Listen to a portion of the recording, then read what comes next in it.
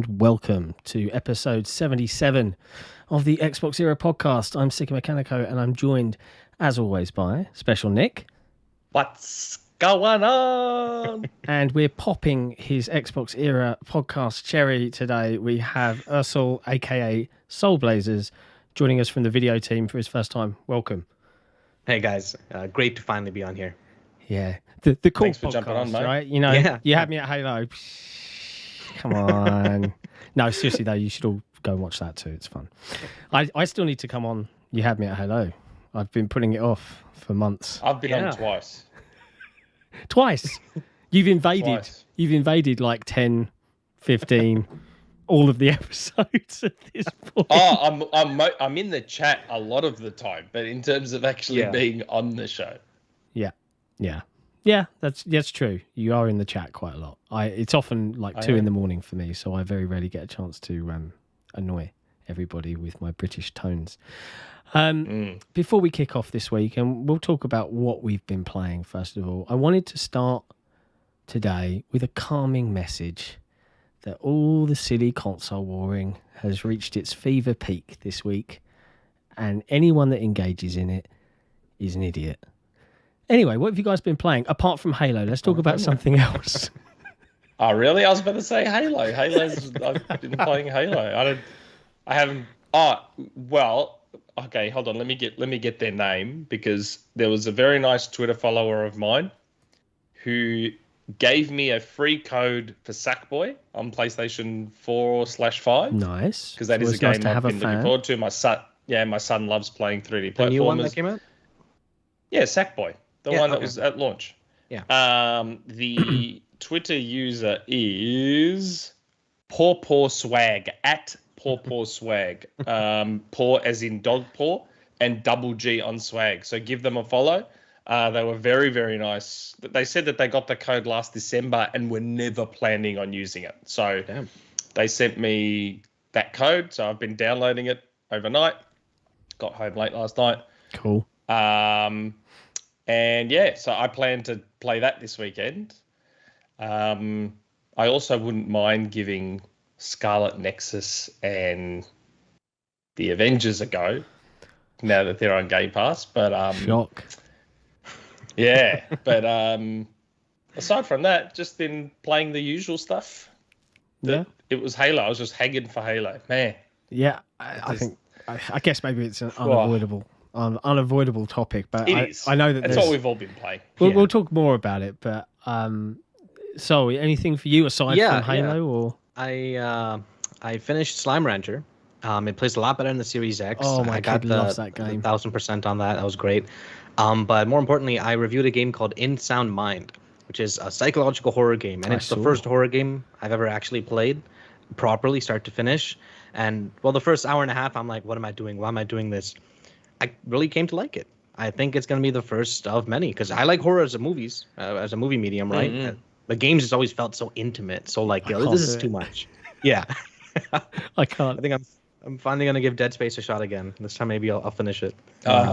Dead Space, what a game. Yeah, I'm too much of a wuss. I can't do horror, and I freely admit that. I also know that my brain tends to switch off on really large, lengthy RPGs now. And I know that, Disco Elysium is coming soon to Xbox. And, I love noir, I love detective stories and figuring out things, but I hate leveling and lots of stuff. And I'm going to try it. I'm going to pick it up, but I'm tentative. But obviously, last week I couldn't talk about it, but we had Hot Wheels came out. Surprised, I think. That looks good. Surprised the majority of people, right? Oh, a licensed video game. It's probably going to be terrible. Wait, no, they've done a fantastic job. I mean, there's still things that I have concerns around. I think that sharing tracks seems to be, I don't know, is it possible? It isn't really clear. You can play other people's tracks, but I don't know where you go and look at what you want to download. But I love the game. I love playing it with my kid. It is so much fun. So if you haven't played it, if you haven't watched the review, it's worth a go. I think it's the best licensed Hot Wheels game I think that there's ever been. Oh yeah. Yeah, there's one I played a lot as a kid. Well, they've homed in on the two things that I think that are important, which is the cars themselves and the fact that they've taken the decision to play them at the size they are in real life. So the levels are giant, but there's just loads of track all bended around inside it. And they focused on the track building as well. So there's a full custom track editor. It's incredibly complex and quite deep. But every track in the game that you play through the little campaign is made using those same tools. And that's cool. It's like, oh, okay, I can do all sorts of crazy things. So yeah, I see a lot of longevity from that. So definitely worth a shout. Ursula, are you sure you're not thinking of Micro Machines? I definitely played a Hot Wheels game as a kid. I remember it was like some. It wasn't There like have small been? tracks. Oh, okay. It was like mountains and like stuff like that. So what they did, the original, I can't remember the name of the particular Hot Wheels game, but it was, there you go, someone's saying it was on 360, but they took the Hot Wheels cars and made them life size. I'm thinking old, and I'm like, no, when I was a kid, it was like it was all Micro Machines. Top down. Yeah. Drifting around still my corners. 20s. Yeah. God, I keep forgetting how young you people are. My 20s are nearly 20 years ago. They definitely are 20 years ago for you, Nick, right? 20 years ago, I was 21. Wow. Do you know what else I played this week? That I want to like it, but I'm really disappointed at all of the technical choices that the developer has made. It's a little indie game on Game Pass called I Am Fish. I don't know if you saw this was added. Yeah. I Am Fish, no. Yeah, it feels a little bit like a cross between Super Monkey Ball and, like, I don't know, pick a fish controlling game where you control a fish. I can't think of one. But Man-Eater? Kind of. The controls are really weird. You can swim up and down in a 3D space and spin the camera, and it's like the left trigger and the right trigger do things, and the right bumper and the left bumper do things. So it feels really awkward to swim. Problem one. Okay. Problem two is the levels where it's like Super Monkey Ball. You're in a fish bowl and you're rolling away to escape, but the game is running at 30 FPS on my and it's not a good 30 FPS, right? Like it's not liquid smooth Forza Horizon 30 FPS, and it's just there's a lot of heart behind the game. It's really cute. The art style's bright. It's colourful. It could be great, but it just feels bad to control, and it feels sluggish to play, and it's kind of made me a bit. I was like, I'm not going to see this through because I'm already annoyed at it before I've even got out the first level. That's a shame. Yeah, it is a shame. It is a shame. Yeah. Go on then. Should we talk about Halo? Should we talk a little bit about Halo? I can see the chats chatting about Halo as well and Hot Wheels and all sorts of things. Wow, we've got so many people now.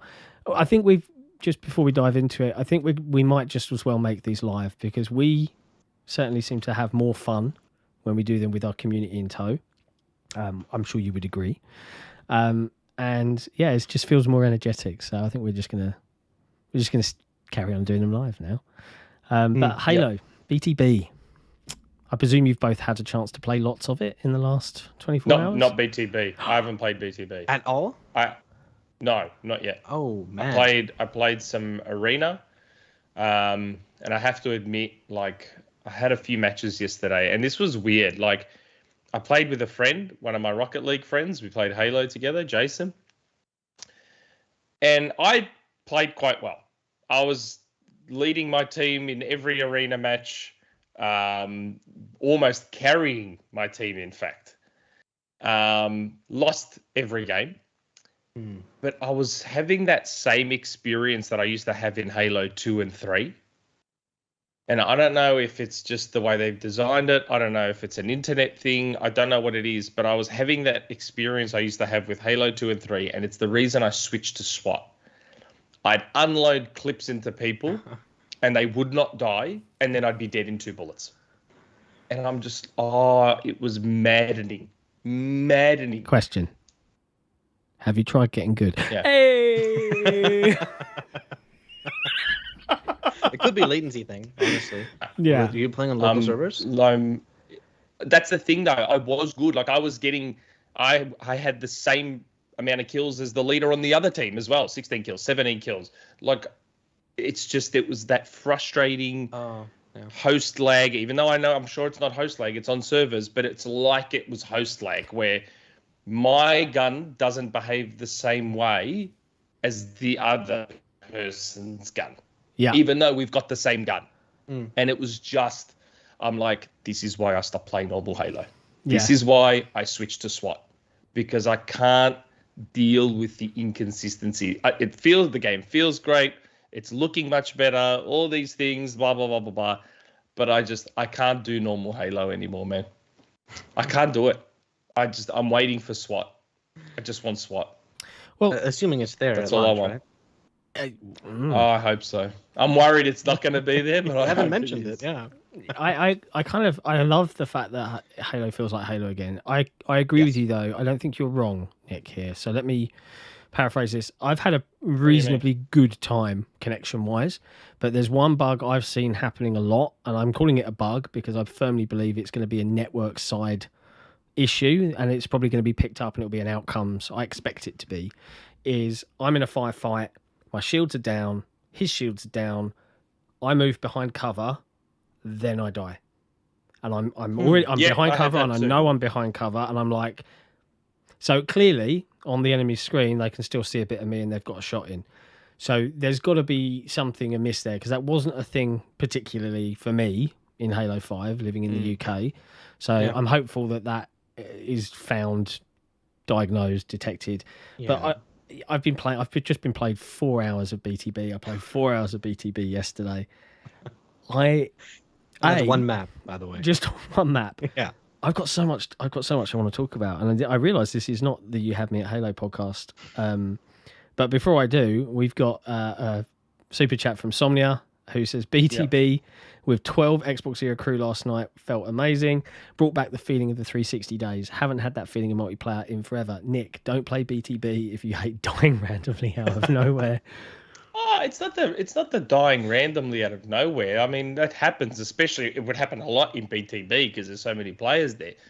For me, it was more that inconsistency in how the guns are behaving for me. Like, there was a dude that killed me with the pistol in literally 3 shots. I felt them and counted them. But then I was just spraying something. Like, I was just shooting someone with the pistol, bang, bang, bang, bang, and they just weren't dying. They just refused to die, like, no matter how many times I shot them. And I'm like, I don't want this anymore. This is what I didn't like in Halo 2 and 3. I don't want it anymore. Just give me SWAT and let me leave all this behind. At the risk of embarrassing myself, we're back in the Halo 2 days, when like the standbying and the wall walking was all the thing. There was a Welsh guy we used to play with, and I can't remember his game tag. I think it was Ninja Akuma or something like that. He might still be around. I don't know. I haven't spoken to him in 15 years. But he used to go on these rants when he encountered problems like that. And I can't do a Welsh accent, so I apologise if there are any Welsh listeners in the chat, but it was like, I went round his house and I unplugged his router and I kicked his Xbox in and he still wouldn't die. Like that's what he was like every time, and it honestly, that's how it feels. Absolutely cracks me up. So I recognise the pain. It feels. Full exaggeration. Oh yeah, it only happens. That's a certain level of game rage. I feel when you start going for the insane exaggerations. My wife was telling me that she could hear me like the other side of the house and upstairs, like getting angry. Like I was just. And Jason was yelling and screaming. Like, we needed like 3-on-1s to kill one person because they just weren't dying. Yeah. They just refused to go down. It was just, it was like there was host lag, but I assume that's not possible on a server. Yeah. It shouldn't be.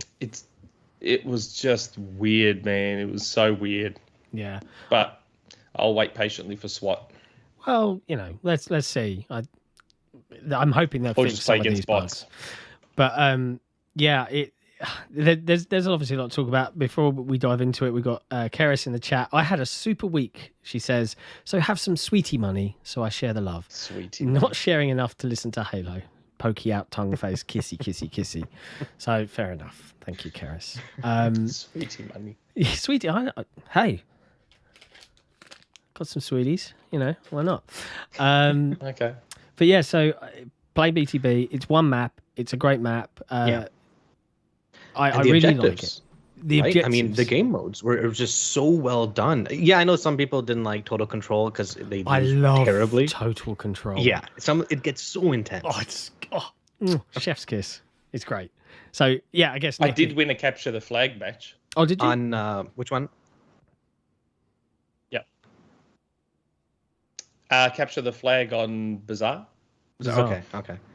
Because Capture the Flag on Behemoth is like top tier Halo for me. It works so well. Yeah, I've seen some crazy stuff as well with the big hole in the middle, and people like falling down and then grappling themselves up to the other side and somehow grabbing the flag. It's nuts, and I love it. It is fantastic. There's a few bugs like pushing the flag with a ghost probably shouldn't be a thing. Yeah, I got a wonderful clip of a guy who grabbed a minigun and was on top of the mongoose, and they were just driving it around like it was a warthog. Like, it was incredible.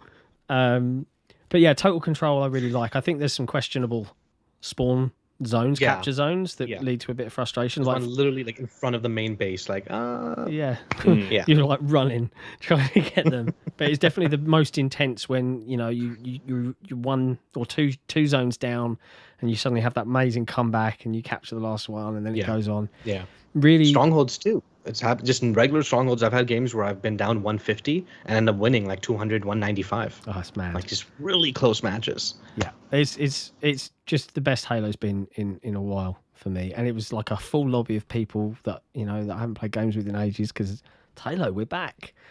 It's good. It's really, really good, and I think everybody in the chat is saying how great it is and how much fun they've been having. I've seen some discussion about how many maps people think will ship at launch. What do you reckon? 6 years 10? Of development time across 10, let's separate them. Arena maps, BTB maps. What do you think? I'm thinking eight arena. Each or just all up? 8 for each mode.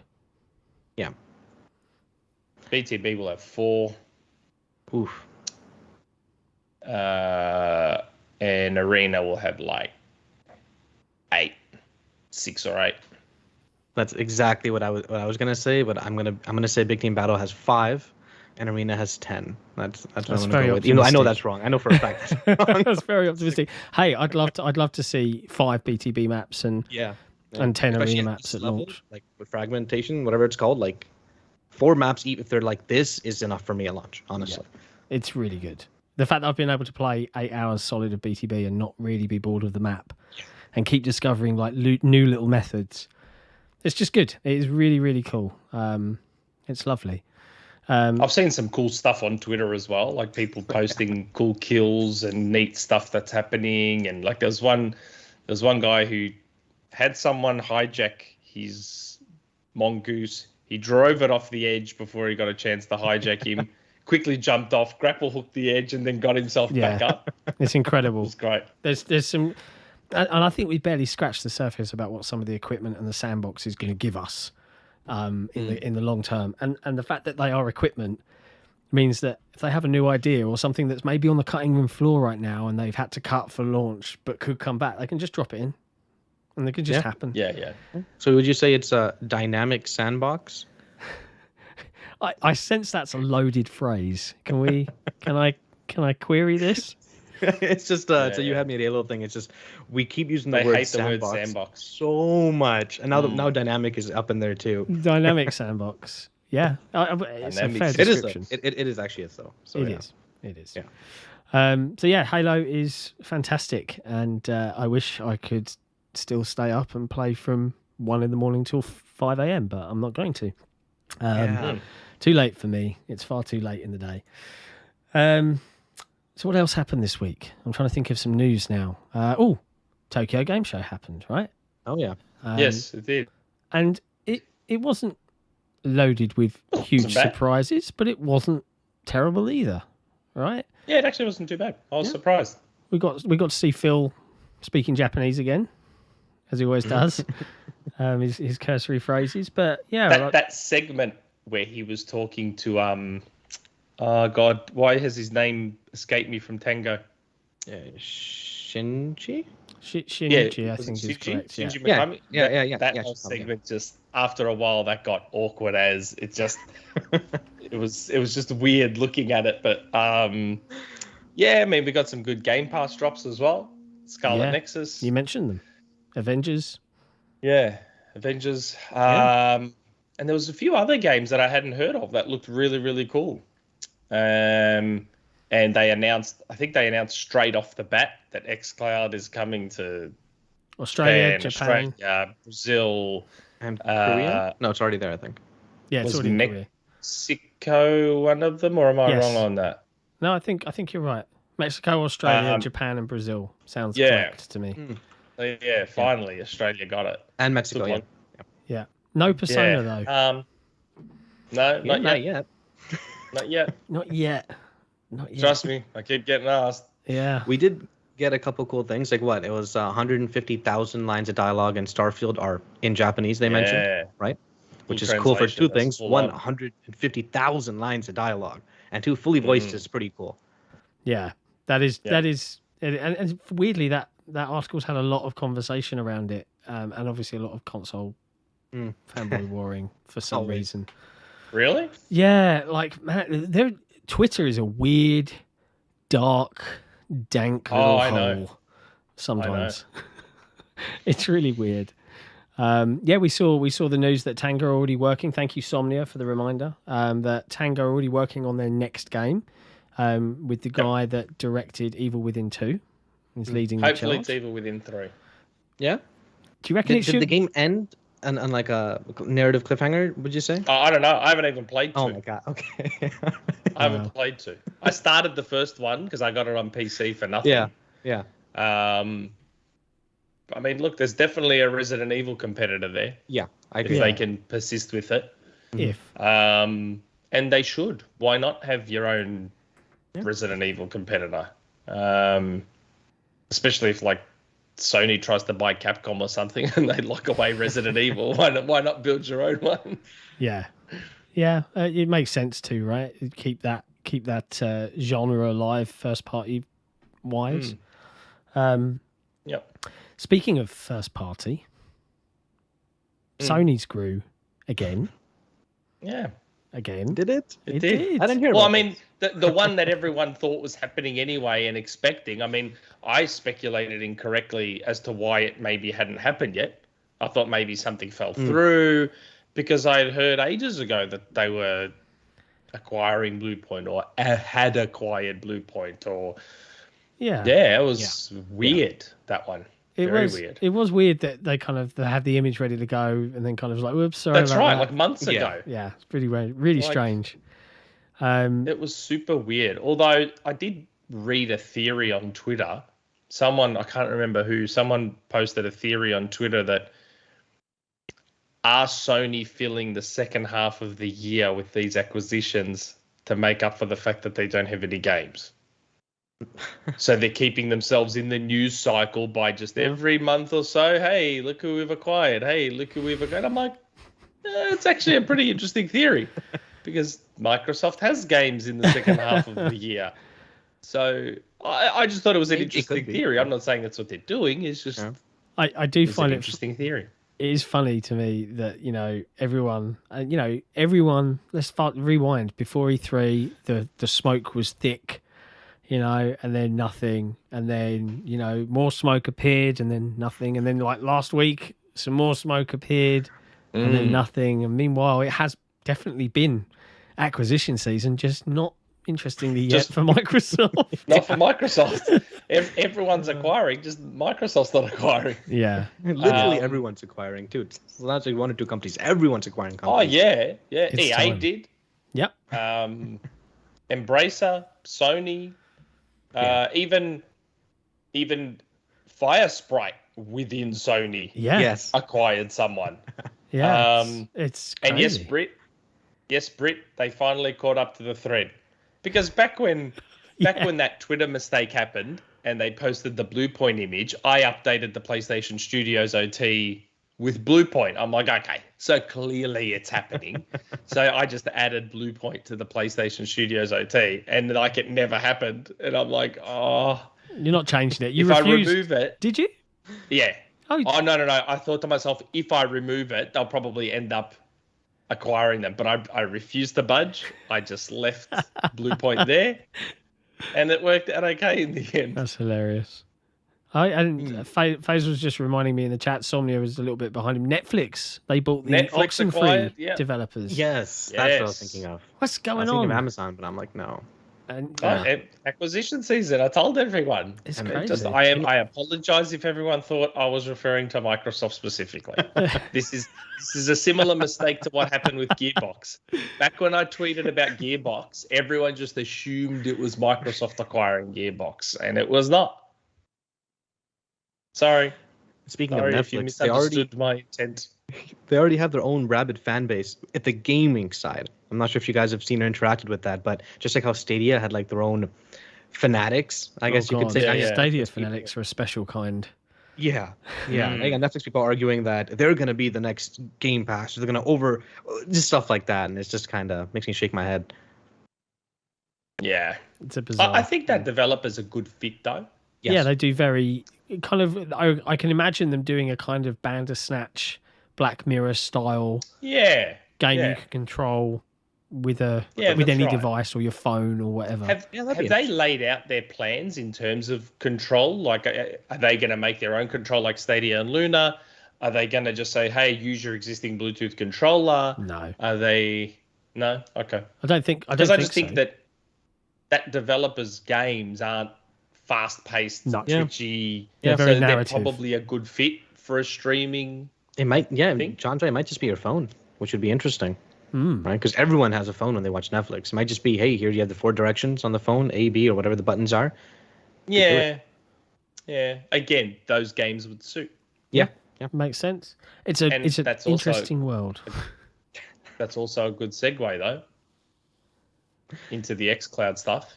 Yeah. Because I wouldn't mind because you've all been using xCloud. I am new to xCloud. Well, before you talk about xCloud, not have access to it. Just a quick super chat from 99 Ruken. How would everyone react to Microsoft buying Square's Western Division and Sega? And who do you think Nintendo will buy? Nintendo acquired someone. Next level. Oh, did they? Even Nintendo's celebrating the season of acquisitions. Yeah, even Nintendo. Like, literally everyone is acquiring except Microsoft. Like, literally everyone. No. Nintendo acquired Next Level. That's it. You probably won't see another Nintendo acquisition for a while. How would everyone react to Microsoft buying Square West Division and Sega? I'd be so excited about Sega. Yeah, I'd be so excited. I'd be really pleased. Yeah, with Sega. Square West Division meaning what? Just Square Enix and. I assume that means like Crystal Dynamics. Eidos. Sorry, Crystal Dynamics, Eidos. Yeah. I mean, look, Creative Assembly. No, that's Sega. That's Sega. Oh, that's Sega. Sorry. Yeah. Who am I thinking of? I still think that Crystal Dynamics thing. There's more to it. I still think there's more to that. Personally. You mean like Returnal and Sony and that kind of thing? Game was used as a tryout. No, but see, everyone keeps saying tryout, and I even saw my husband Jeff say tryout. I don't think like why would Crystal Dynamics need to try out for Microsoft? Oh yeah, no, you're right. Wrong. They made Rise of the Tomb Raider with them. They've had the partnership. Gallagher already worked there, knows them. That's why I called it a soft onboarding. Okay, as opposed to a tryout. Yeah. I called it a soft onboarding. I think there's something there. Personally. I've seen a lot of people talking about how Square have not managed, I'm putting that in air quotes, managed their Western studios to the best ability. They haven't. And I said it on the stream last week in that it doesn't raise questions, because people reacted in a really weird way, like this was the most unheard of thing in the world. We've covered all that. But the question it did raise is what was in the pipeline for Crystal Dynamics, a studio owned by Square Enix, for them to be like, don't worry about Tomb Raider 4 or whatever new IP or Avengers support for the next 3 years because it's been so successful. Yeah, go work for Microsoft. No worries, we'll take that money. Like that rings odd to me because that's a net amount unless they've got a percentage on sales of the finished product. I have no idea. I can't see behind the curtain, right? But we also don't know if it's the entirety of Crystal Dynamics. Yeah, there'll be a core team. It's likely a big team. Yeah. Yeah, 500 devs. I think they're like a 350 person studio, so it's probably not all of them helping on Perfect Dark. It's probably a third of them or two-thirds. You'll probably have a few of them doing pre-production or whatnot on a new title, right? Yeah. Maybe.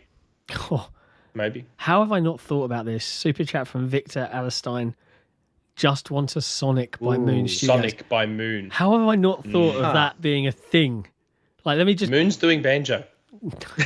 We already said that. Moon's doing banjo. They're not doing banjo. We don't want to get Moon in trouble. There's a super chat from Faisal as well, and it's not a friends chat. Everyone, please remember to hit the like button. Love that you've decided to make the pods live. You can thank me for that one. I pushed for that. It's true, he did. Although he was shocked that this one was because he was asleep. Oh, yeah, I didn't realise today was live. Like, it was like 8:45 in the morning because it's daylight savings here now. So this podcast now starts at 9 a.m. for me, which is good. I did offer to go 8 a.m. so that way John could then start at 10 p.m. Always, I am always thinking of other people. I'm so selfless.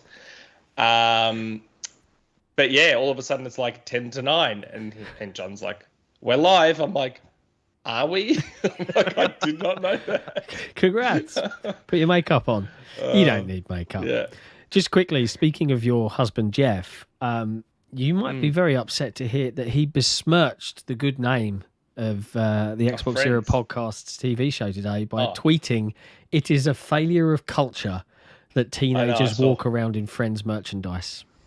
Yeah, no, I saw. Didn't you see? I tweeted. I replied saying, "This is upsetting." I didn't see, but I'm glad you saw it. Yeah, I replied to it yesterday. You're not going to divorce him or anything, though. Next podcast, ex-husband. Yeah, ex-husband. I'll tell you what, though, all of the Friends shenanigans has inspired something. So we're working on the video that DeoGame did. So we're going to send him this. He's requested. I said to him, pick something from the merch store and we'll send it out to you. And he sent me across some details. We'll take care of that. But in addition, I'm also going to get designed and add to the store that XboxEra logo with the dots in the Friends. It's happening. Yeah. It's coming. It's going to come to the merch store so that you can go out there and represent your good taste in situational comedy. Anyway, xCloud Australia. How are you enjoying it? Is it working for you? So I had a weird experience with it, and we're lucky in that we've got someone from the xCloud team in the Discord. So I was DMing him, showed a video of the problems I was having. So it was weird. So I immediately jumped onto my iPhone 13 Pro and started trying it out, went to the /play site or whatever. And I was having this weird problem where my audio would gargle and then cut out after like 3 seconds. I'm like, that's weird. Jumped onto the iPad. Exactly the same problem. Literally the exact same problem, the exact same way. I'm like, okay, someone in the Discord said iOS 15 might be having problems. Jumped onto this Surface right here. Fine. Perfectly fine on the Surface. So I'm like, okay, so that you wouldn't think then that it's my internet because same internet connection between the two devices. Apple problem? Then I tried Edge on the iPhone and it worked. Ha. I'm like, hold on a second. That's you were using Safari weird. Before? That's why I'm like, is it a Safari thing? Yeah. Because Edge on iOS worked. And then I tried Edge on the Xbox and tried xCloud on the Xbox thing. That worked really well too. I thought that was pretty funny. But yeah, it did work, which is a handy thing to have because my daughter still has a 1S. Yeah. So there might be games she'll be able to run later on that maybe her 1S might not be able to. Yeah. Yeah. So that's a handy thing. But yeah, it's okay. I mean, I wouldn't put it at the level where I'd say, oh, this is going to take over. But yeah, it's pretty good as a thing on the go, as another option. You tried with your mobile data at all? God, did I? I think I did, yes. And it still did the gargle sound cut out. No, I meant in terms of like performance. Like it was okay because I can't do mine on mobile data. It doesn't work at all. Oh, yeah, no, it was fine. Australia's mobile networks are brilliant. That's not a problem. Oh, damn, nice. All right. Yeah. Yeah, our mobile networks put our hardline networks to shame. Like, really? Yeah. Oh, our mobile networks are like best in class. Like, unbelievable stuff. Take them so long to release in Australia. That's the other right? weird part. That's what why I could never understand why xCloud took so long to get here, because our 4G and even further our 5G is amazing. Well, it's like our 4G. I think the fast speed test I ever got on 4G was like 300 or 400 down, and 100 up. Wow. Yeah, our 4G here is great. I think it's more a local data center problem, because Australia, maybe in terms of land size, is bigger than the entirety of Europe and most of the ocean surrounding it. So in order to serve people that live along that coastal stretch, you've probably got to have more than one data center, right? Probably have to have a few. Well, we have 2 or 3 here. Yeah. We have, I think, 1 in Melbourne and 2 in Sydney, or 1 in Melbourne and 1 in Sydney, something like that. But they probably weren't equipped with xCloud blades, I guess. I don't know. Something like that, yeah. Sounds about right. I don't know. But hey, it's nice that the service is now out across the board and and working. And they've been doing a lot on the service and platform front, right? We've had Dolby Vision was announced now. Is finally added in. It's over 100 games. The little checkbox was always there, though. That confused me. Yeah, the Dolby Vision one. Yeah, it is. He's right. It was. I think games were designed ahead of time with the Dolby Vision setup, but apparently it wasn't fully supported on the hardware. That's my understanding of it. Oh, okay. That's why I got confused when they announced it, because I was like, haven't I got this? Hasn't that option been there for like ages? Like, why is this being announced as something new? To someone the day after it was announced online for like a video card, and they're like, yeah, I like my Xbox, but no Dolby Vision, and that kind of sucks for me. I'm like, hey, dude, your lucky day. It was added literally yesterday, so go ahead and go crazy with it. And Halo Infinite's Dolby Vision certified as well. Yeah. So, and man, it looks good. It looks so good. And Dolby Atmos. It does. The sounds are really well done. I was paying attention to it this time, and it's someone could honk. I'll know the exact direction that vehicle is just by the audio. Although the Warthog sounds terrible. And you mean that?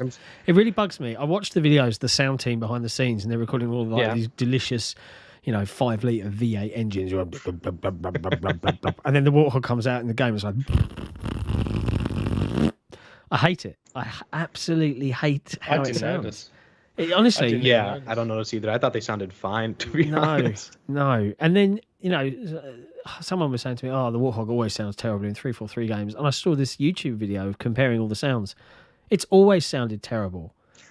Can someone sort out the audio for the Warthog and give it some love, please? But I'm nitpicking at this point, honestly. Faisal with a super chat. I don't want to read it out for fear of the tangent. So no one thought my super chat would be that way. Oh, right. Okay, I get it. Okay. Thank you, Faisal. As always, he's just pushing his luck every time, trying to bring out a friend's tangent. Well, we're not going to let it happen this time. I'm happy to. Anyway, Satya as well spoke a little bit about Xbox. We got to stay. Yeah, again. And, it's just reaffirming what we already know, really, now that, this isn't the side project anymore. I think he used that terminology, right? He said it used to be the side project, and now it's something like that. A core pillar of Microsoft. Yay, video games. And related it to cloud. Well, Satya's cloud transformation for Microsoft, that's his jam. That's the jam in his jelly roll. And he is really good at doing it, as evidenced by how successful they've been since he became CEO, right? Mm-hmm. And I'm only very curious, really, to see now that it's launched in Japan and you can play all of these console quality games on a handheld phone device that isn't the Switch yet. Mm-hmm. What's the uptake going to be? Is there going to be like this big jump? Or is it just going to be, it's not a PlayStation, it's not Nintendo, don't care. I don't know. Well, haven't they already outsold the Xbox One life to date in Japan? Almost. It's their fastest growing market. It hasn't even been out a year in Japan yet, and I think it's already outsold or about to outsell Xbox One's lifetime sales. Mental. That might be Xbox One sold 57 consoles and they've sold 56, but still, it's a big, it's a really decent improvement. amount. I think Xbox One live total was like 100,000. and they're already beating that. Means it's actually, and from what I've known, I've looked into it, the Series X is still impossible to find, even in Japan. The Series S is around, it's impossible to find everywhere. Yeah, seriously, it really is. Yeah, I'm kind of been thinking more and more. I need another one. Like, I've got a second one on the way. Yeah, you've ordered the Halo Infinite. Oh my god! Edition. Yeah, that I've been hunting that. I cannot get it. I did actually like the look of it. I'll sell you one. $2,000 Australian. That's $4,000 US. Don't fall for it. What? 4,000 US. It's like $50 US, isn't it? Well, how much is it in Canadian though? Well, yeah, 2,000 Australian would be, I don't know, like 1,800, I think, 1,700 Canadian, something like that. Probably. Yeah, our it's more the UK. It's more the UK, the British pound, when you cut our dollar in half, basically. It does. Oh, that's cool. Okay. Back to the Japan aspect. I've actually seen some tweets today. I had to click translate tweet and Google Translate socks for Japanese, but it's like they're using xCloud at like cafes and stuff like that, and then they're pretty excited. Of course, it's just one or two tweets, but it looks promising, you know? Yeah, I'm very, very curious to see what happens because the games are good, and the games are there. The games are good, yeah, and they fit on the devices they own. I'm very curious to see if they see some success out there. But the fact that it's already outsold their previous hardware, it's a good sign. It's a good sign. Yeah. I know we mentioned this at the beginning. Game Pass, I think, is that key driver of that. I feel like just the very nature of what Game Pass is means a quick PR win every couple of weeks, like without fail. And this week was no exception. They added 7 or 8 games. That getting that kind of brand awareness, like if they ever get to the level, I don't know if you guys have seen it, this Squid Game show on Netflix. It's been going viral everywhere. Watching it. Yeah. I haven't watched it yet, so I'm curious. Just started watching it because it's gone viral and it's gone everywhere. But if they ever get to that level of, just out there viral chatter about Game Pass, good for them. Part of the reason for that, though, is that Netflix has 280 million subscribers or something, Quite some crazy number. Yeah, it was. I think it's 200. I think it's just 200. Okay. That's a lot of people. But it'll definitely reach that point, though. I feel the Game Pass it'll keep growing and growing. It'll You think it'll stop at a certain point? I think they have a soft ceiling. Well, like 60? I make sure to say soft. Yeah, because you never know. But I think they have a soft ceiling. Well, speaking of subscriber numbers, there was an interview. It wasn't in your page notes, but I remembered it, so I'm going to bring it up. That was a mistake. It's not 30 million. Yes. Yeah, I know. But there was that conversation. So Take-Two's CEO in a chat was like, hey, you guys have got 30 million subscribers. And I was like, no, our last publicly announced numbers was 18. 18. You don't reckon that there's any truth to that? Nowhere near 30? No chance? No. That's a massive increase for 8 months or something? Yeah. They're not at 30. They're not at 30. Where do you I'll think tell they you right are? now, they're not at 30. Where do you think they are? Because we heard 22, 23 when? Back in April? Back in April. So where do you think they are now? But, I don't know. Yeah, I'm just asking you to guess. Do you think the numbers only ever go up? Ooh, do you think sometimes they go down as well? Month to month, they're going up for sure. Or even week to week, I'd say. I'd hope so, or I'd assume so. Quite an assumption. I don't think they went down from 18. Yeah, it's like popular YouTube channels. No. I'm not saying they went down from 18. I'm just saying, they didn't climb. Does everyone assume that it's only ever an upwards hill? Or do you think maybe it does this sometimes? I can see it plateauing for a little while during a slow growth or no game releases, and then upticking and. Or if a major game leaves the service, right? Like when GTA left or Red Dead left. Yeah. Well, I mean, think about it logically. They said themselves they'd like a big game per quarter. I mean, I said that years ago. They probably are aiming for one tentpole per quarter. Now, why would it be specifically per quarter? Why not just whenever it's ready? Why do they want it per quarter? Yep. Because per quarter, that's every 3 months. If you've got one big one every 3 months surrounded by a bunch of smaller ones and some third parties, you keep people subscribed so that you don't do this. Yeah. I mean, It's like television, right? Every season you got new shows coming out for a reason. They keep people subscribed, keep people watching. That's right. And now look at them all. Netflix used to be binge. Now it's weekly. Why? Because they don't want people leaving. They want people to stay there. They don't want people they want people to keep coming back. They don't want people to just binge 10 shows and then unsubscribe and just go do something else. Yeah. They want people to hang around and stay and keep coming back. So that's what I'm saying. They were at 18 in January. We're now in October and they have not said another number. No. I don't know. I have no idea what the number is. I only got told 22, 23 back in April, and that was the last thing I got told about the numbers. So why haven't they said what the numbers are since? Yeah. Do you know what I mean? There has to be a reason. Why were they happy to say 18, but they're not happy to say 20 or 25 or whatever? Yeah. Yeah. I wonder what they're waiting for before their big announce, of the next... I don't know. I'm just trying to think as logically as possible. So to me, they had Outriders and MLB back in March, April. Yeah. Which also coincided with the time I was told they were about 22, 23. And then they didn't have anything again till, what, August? With Flight Sim and... Yeah. With Flight Sim and Ascent. Yeah. So from April to August, they basically had nothing worth subbing for. Big titles wise, yeah. I'm just, again, do you know what I mean? I'm just trying to put some logic here. So maybe they got a spike of subs with Flight Sim and whatever, and then had no game worth subbing for a good 6 months. I don't know. Could be, though. They do have the EA games coming every so often, regularly too. Throughout. Yeah, but a lot of people sub to only EA Play. Yeah, and honestly, if you're into the sports games, you already bought them right before they enter the service. Right. Yeah. True, very true. So I'm just saying, I'm just trying to connect dots here. How much do you think Infinite's gonna spike it, if any? I'm kind of curious. I know Forza Horizon will spike it for sure, but with Infinite, the multiplayer is free to play. Exactly. Yeah. The campaign is not.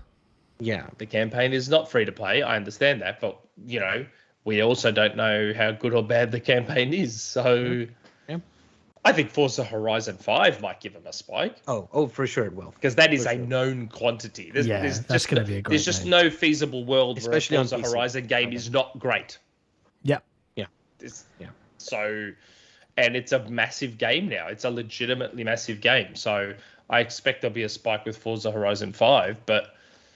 Trust me, they want a game a quarter for a reason. Yeah. And that is to make sure that people stay year round. It's going to be super interesting. I know the pandemic screwed everybody's plans up to the nth degree, but it's going to be a super interesting world where finally, the ducks are in a row and this cadence actually hits and we just start getting fed game after game after game. It's going to be ridiculous. I barely have enough time now as it is to play anything. I have to book out my time. So yeah. But imagine being a kid, well, an even younger kid in today's age. Choice. Oh man, I already get Netflix syndrome from loading up and looking at the Game Pass list. I'm like, and you end up going to watch Netflix. I can't decide on anything. But yeah, there's also the Ubisoft games to come. Yes, if that gets added to the service, because they've got to deal with Luna, yeah, where you can buy, Ubisoft's catalog thing, and yes, that's interesting actually, because I saw this about an hour before I pressed go live, and I haven't had a chance to respond because I do occasionally check my messages from people that I don't follow on Twitter, and I think this is from the same person. So, Emil. Just put a super chat out saying that Xbox Poland said yesterday on their Facebook page that Halo Infinite's next campaign showing will be in November. Now, well, you think they need to show up before the game comes out? You'd hope so. I mean, that sounds reasonable to me. Yeah. And we're in October, November the 30th, the week before. Super interesting to see if that is the case. But that was apparently, and I've been sent the screenshot. I have seen it. and it was officially posted from Xbox Poland. So very curious to see if we're going to get an announcement for an XO. But I feel like the end of the year is coming. And when did they announce XO 19 before it happened? Do you guys remember? I can't remember. I think it was September. It was a couple months before. Yeah, and I feel like if they're going to do an XO, they better get a shifty on. Right? Also, largely because it's a physical event too, right? They want people to show up, That's come, true. plan their things around. If this is going to be digital, yes, which it probably will be digital, then they can take their time. That's a good point. So yeah, we're still out there in the unknown world if there's going to be an XO, and if it is, absolutely right, it will be a virtual event. But very curious to see if that's going to happen. But if there is one, that's where I would presume you would show off some campaign. But it would have to be bloody soon. Sure. I mean, you have to wonder if Gamescom had some kind of effect on that decision. Like the Gamescom reception wasn't the best. No, it was not. Fair to say. Yep, fair to say. So you just wonder if that has had an effect on whether they go with an XO or not. Yeah, I'm with you. I understand the argument. I think this is one thing that I think Sony and the competition does a lot better than Microsoft. And I'm probably more referring to game-specific state of plays or whatever they're called, right? I want to see a game-specific Halo Infinite event where we get a narrated deep dive and you get to look at the world and you don't have to show off everything about the campaign in a 4-minute snazzy gameplay trailer or whatever. I want to have a little deep dive and spend a little time, no spoilers, and enjoy it and kind of get that hype going. And I hope that they do that because it's got to be soon, really soon. It's getting a bit silly now. You think? The marketing's going to ramp up for sure. Yeah. It has to. Right? Yeah. But that's about it. That's about all that's happened this week. I don't think there's been, a huge amount of news, really, especially for Xbox. Yeah, there hasn't been a hell of a lot of stuff. Some Infinite leaks, more multiplayer stuff. The Emblem pictures came out, some memes and stuff in there. Good point. Well remembered. I loved the rock. The rock meme is like, I want that on a t-shirt. It's so good. Did you see this, Nick? The rock meme? The rock meme for Halo. It's like the Master Chief wearing the black turtleneck with the gold chain. Yes. Yeah. So good. And the aliens one and all that sort of stuff. Yes. Yeah. I did. They were funny.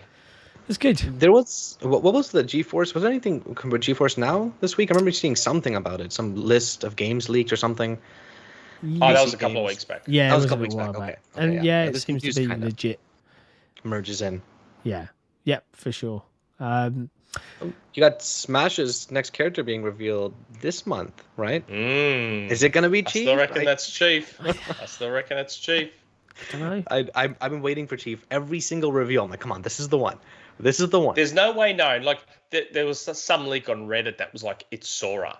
I'm like, who the hell is Sora? I don't even know who Sora is. B, isn't this the first Smash character reveal that they have given a dedicated show to? Kind of. What they usually do is they reveal it in a show and then they do the deep dive in another show. So every character this is the reveal and the deep dive. Yes. Yeah, it is. That's the first time I've seen it. They're not doing a dedicated reveal for Sora. Like, Steve took down the internet and Steve was part of another direct. Steve didn't get his own show.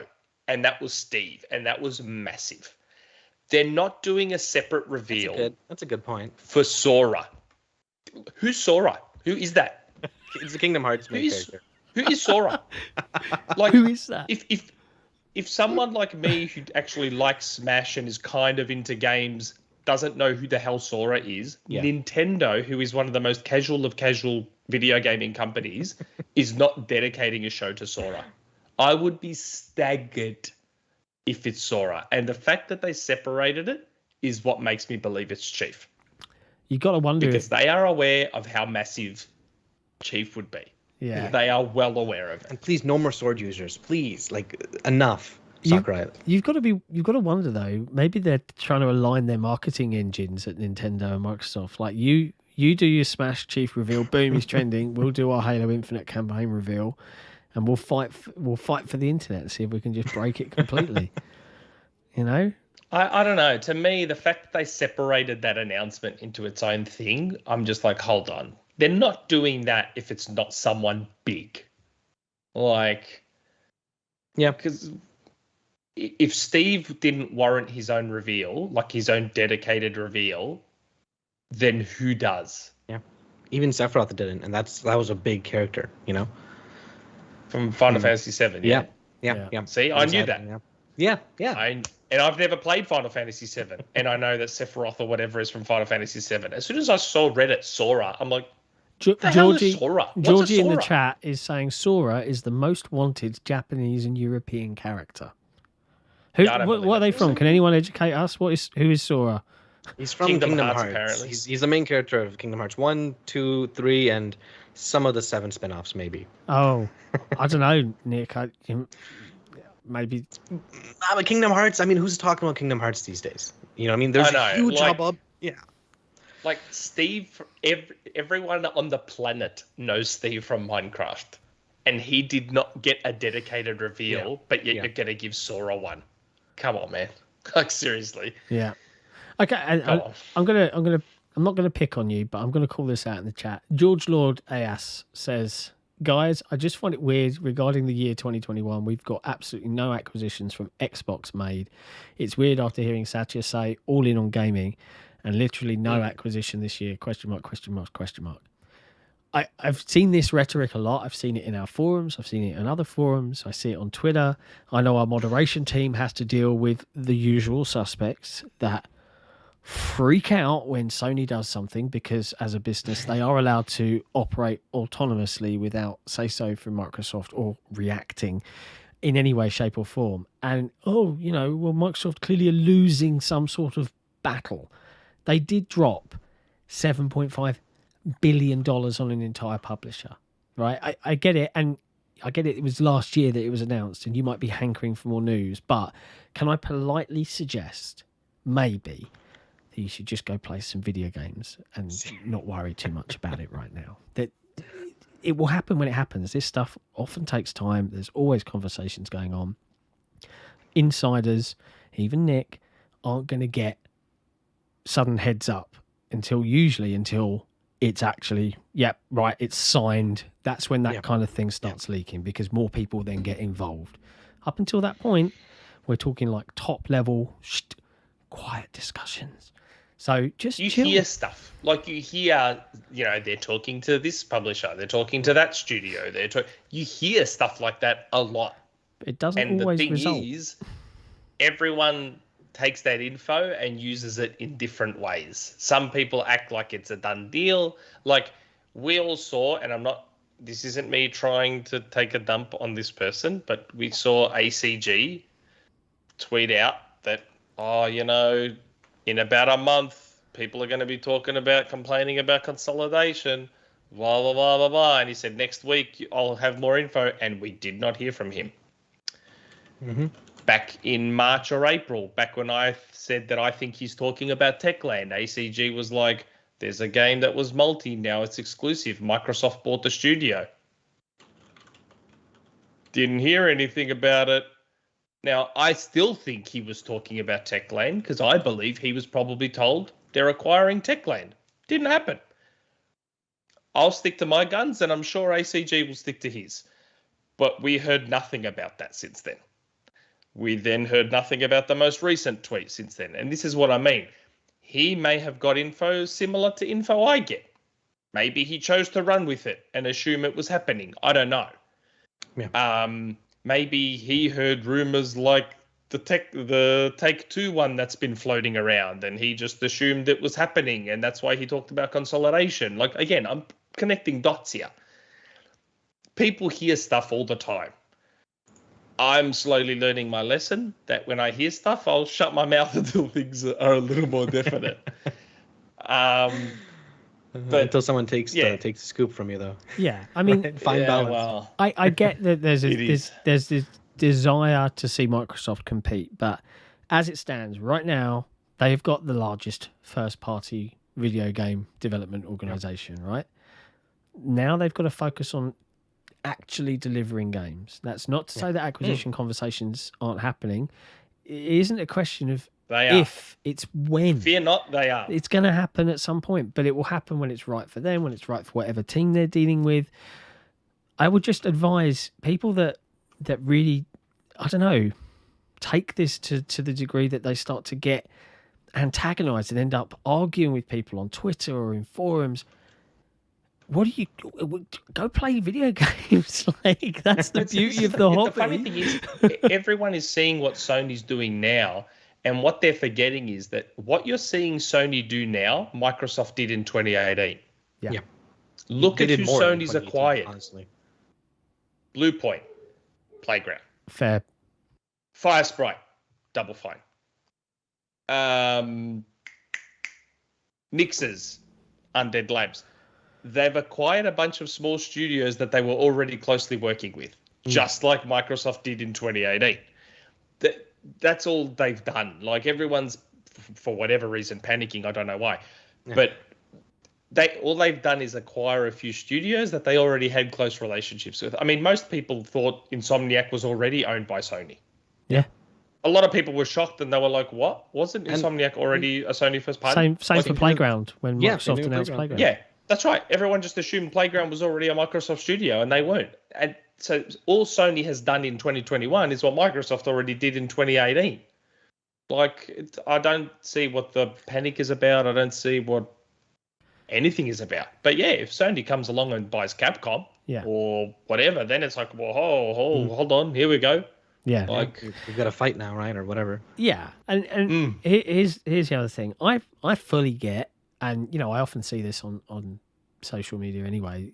People call out folks like us that sit and discuss these things, right? And look, we sit and discuss them because, like you, we find the industry interesting. We find the ups and downs of game development worth talking about. We want to get the best bang for our buck. You know, we are fans of X platform or Y platform or all platforms. It doesn't matter. We like playing video games, right? But we're not picking a side. This is what we as fans that play games have chosen to focus on.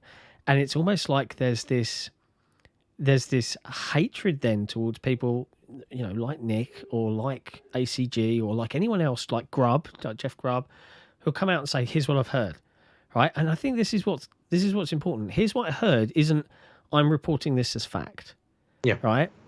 They are sharing what they're hearing with you, but what's important is to not take it like it's some sort of point scoring thing and then go off and fight about which insider is right this week. You know, like just everyone I'm just waiting for that Reddit thread. Like, it's Blue Point under Sony will thrive. Yeah. You know, they'll have the full funding. Apparently they're making their own original IP, which is pretty exciting. That's what they wanted to do. Yeah, they've always wanted to do that. Yeah.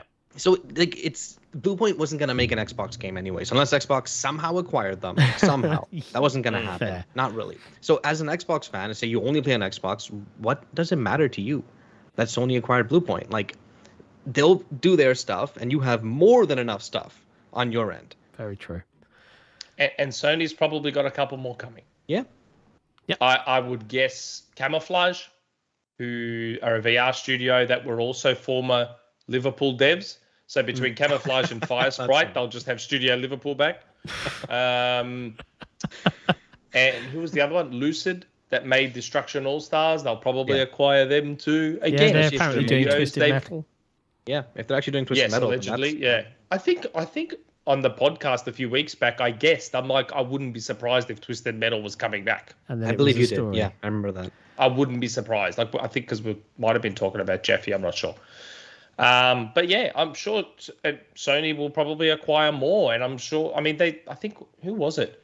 Was that their CEO or someone from Sony was saying that they expect a lot more acquisitions and all that sort of stuff? Because don't forget, Sony would be acutely aware that their style of game is becoming more expensive to make and takes longer to make. They were heading towards a point where they were only going to be putting out 1 or 2 games a year at best.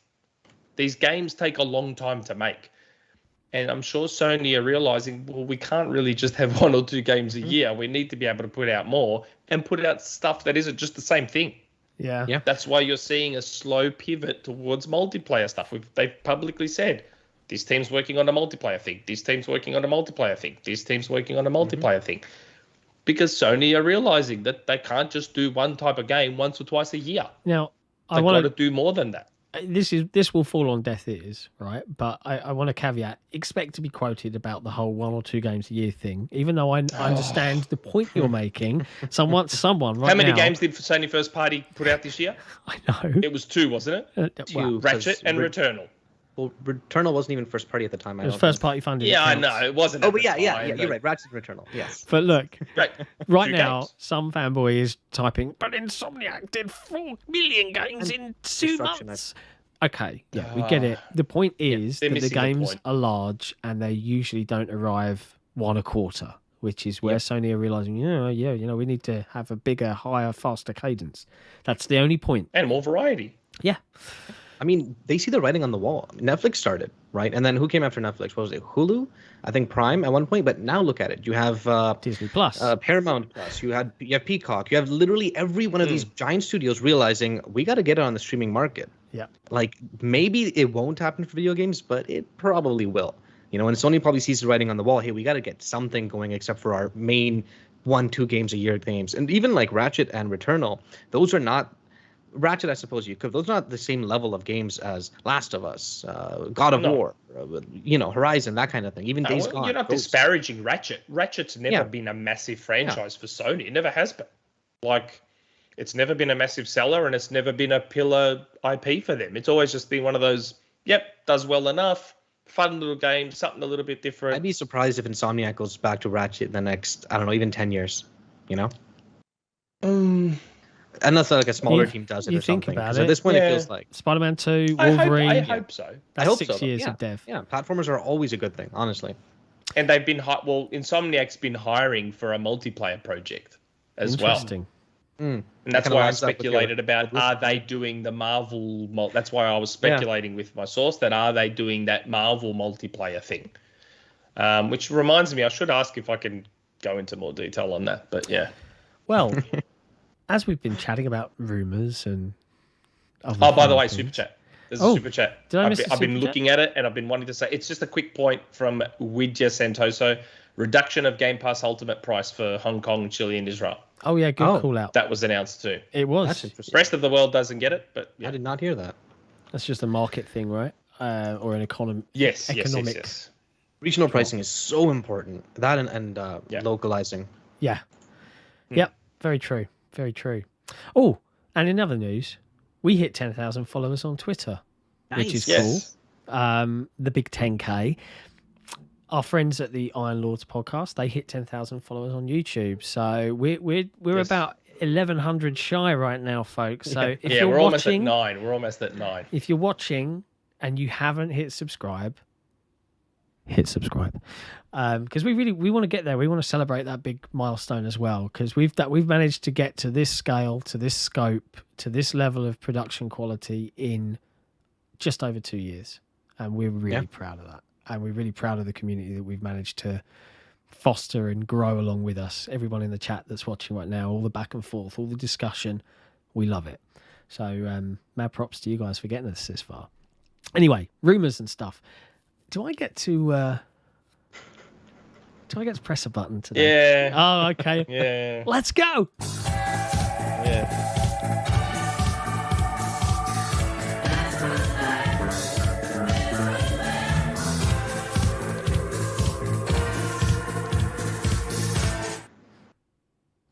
Go.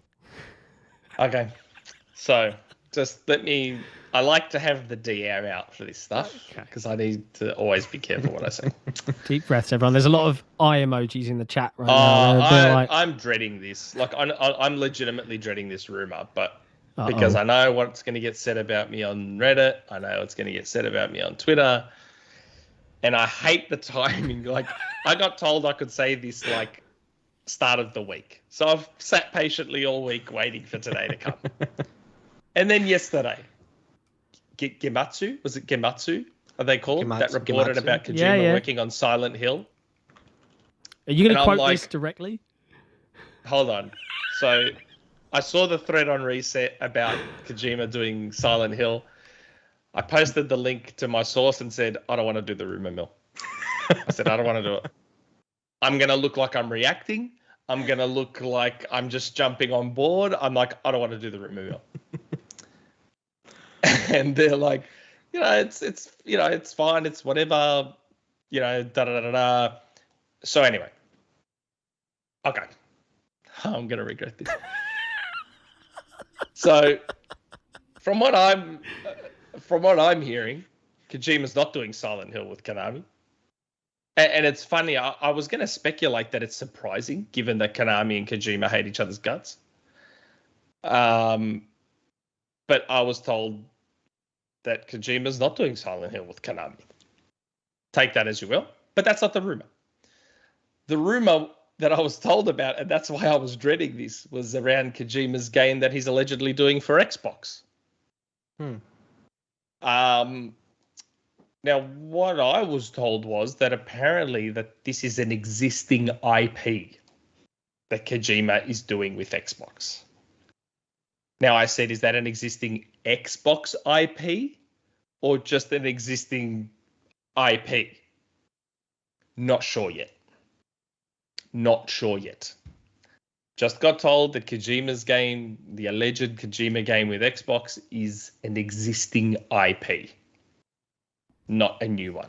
Interesting. Okay.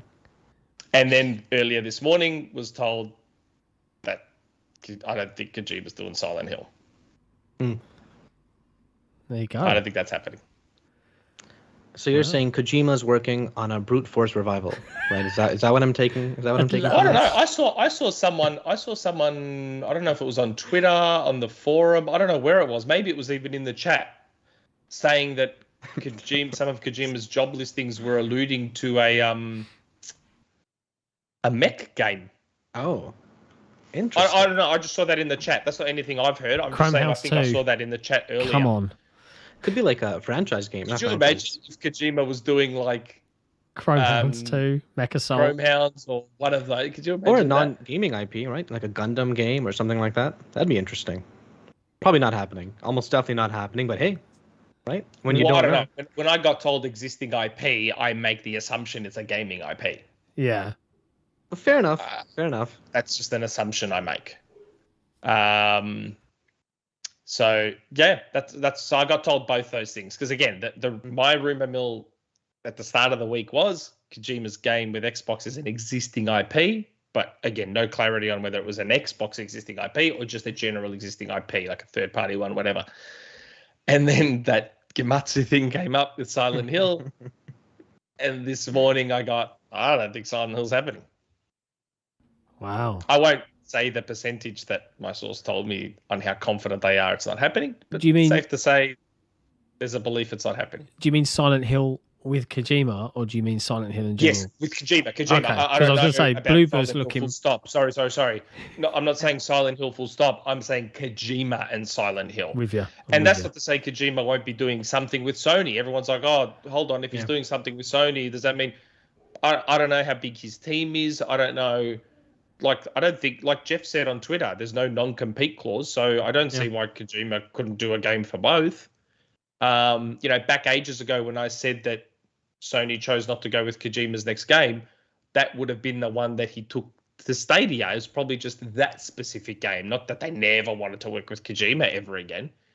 I'm sure it would have just been that specific game he pitched to them back then, which he then took to Stadia. Stadia then seemingly said no from what we've all heard. Maybe he then pitched that to Xbox. Xbox said, but how about we wrap it in this? I don't know. This is now me again connecting dots here. I don't know. Yeah, I don't know. Super chat from XAbbott. Soon we'll get another tweet from the initiative announcing Kojima is also helping with Perfect Dark. # small and agile. I love it. Yeah. I was There's just also thinking, super chat earlier too. What about Georgie's super chat? Oh, did I miss one? I'm terrible today. Oh, yeah. Miller A PlayStation insider, said Kojima is not with Silent Hill. You're right, Nick. Don't worry. VGC said the same thing earlier this year. See, there you go. Yeah. Oh, funny. It's funny about VGC. We actually got Andy Robertson actually joined the Discord. Yeah, and it's funny because I joined their Discord and I was like, hey, thanks for being one of the good gaming websites on the internet. And he was like, hey, nice to have you here. Remind me, I need to join your Discord. And I was like, oh, let me sort it out. And then I went away and I was working. And then I went to send him an invite and you'd already done it. Yeah. I reached out to him on Twitter. And so it's funny, like they reported on Metal Gear Solid. And it's just so funny. And again, I say this knowing what's coming. But so we did a podcast episode with Charisma Williams. And back on that podcast episode, we had a rumor mill. That rumor mill was that Final Fantasy was going to be announced soon, and it was probably going to have some kind of PlayStation exclusivity. Turns out it did. That week, my source actually gave me 3 things for the rumor mill. Yes, he did. And they said spread them out. They said don't do it all in one hit, spread it out. So I said, okay, well, for this week, I'm going to go with Final Fantasy 16, which we did. We said Final Fantasy 16. Yep. The other 2 rumors, one of them I think has since been cancelled, so I'm not going to say it because then everyone's going to say, oh, this game was happening and it's been cancelled. This game was allegedly in development and it's now been cancelled, so I'm not saying jack shit about it. The third rumor that I got, and I forgot. It's been over a year, and I completely forgot. And I showed the DM to Andy. Was that there was a studio working on a Metal Gear Solid remake, and it wasn't Blue Point. Oh wow! And it was just funny. I saw all this chatter about VGC saying Metal Gear Solid remake, and my source pinged me and pointed me back to the message back in May of 2020. Saying we spoke about this over a year ago. You need a better memory. Come on, man. Oh my God, it's so bad. I was like, I forgot. They linked me directly to my own message, and I'm like, I don't even remember saying that. It's so scary. I swear, I reckon I've got early onset dementia. I quickly took a screen grab, edited it, blacked out my source's name and everything, sent it to Andy, and I'm like, I just heard you talking about Metal Gear. Have a look at this. And he just laughed. I'm like, crazy, isn't it?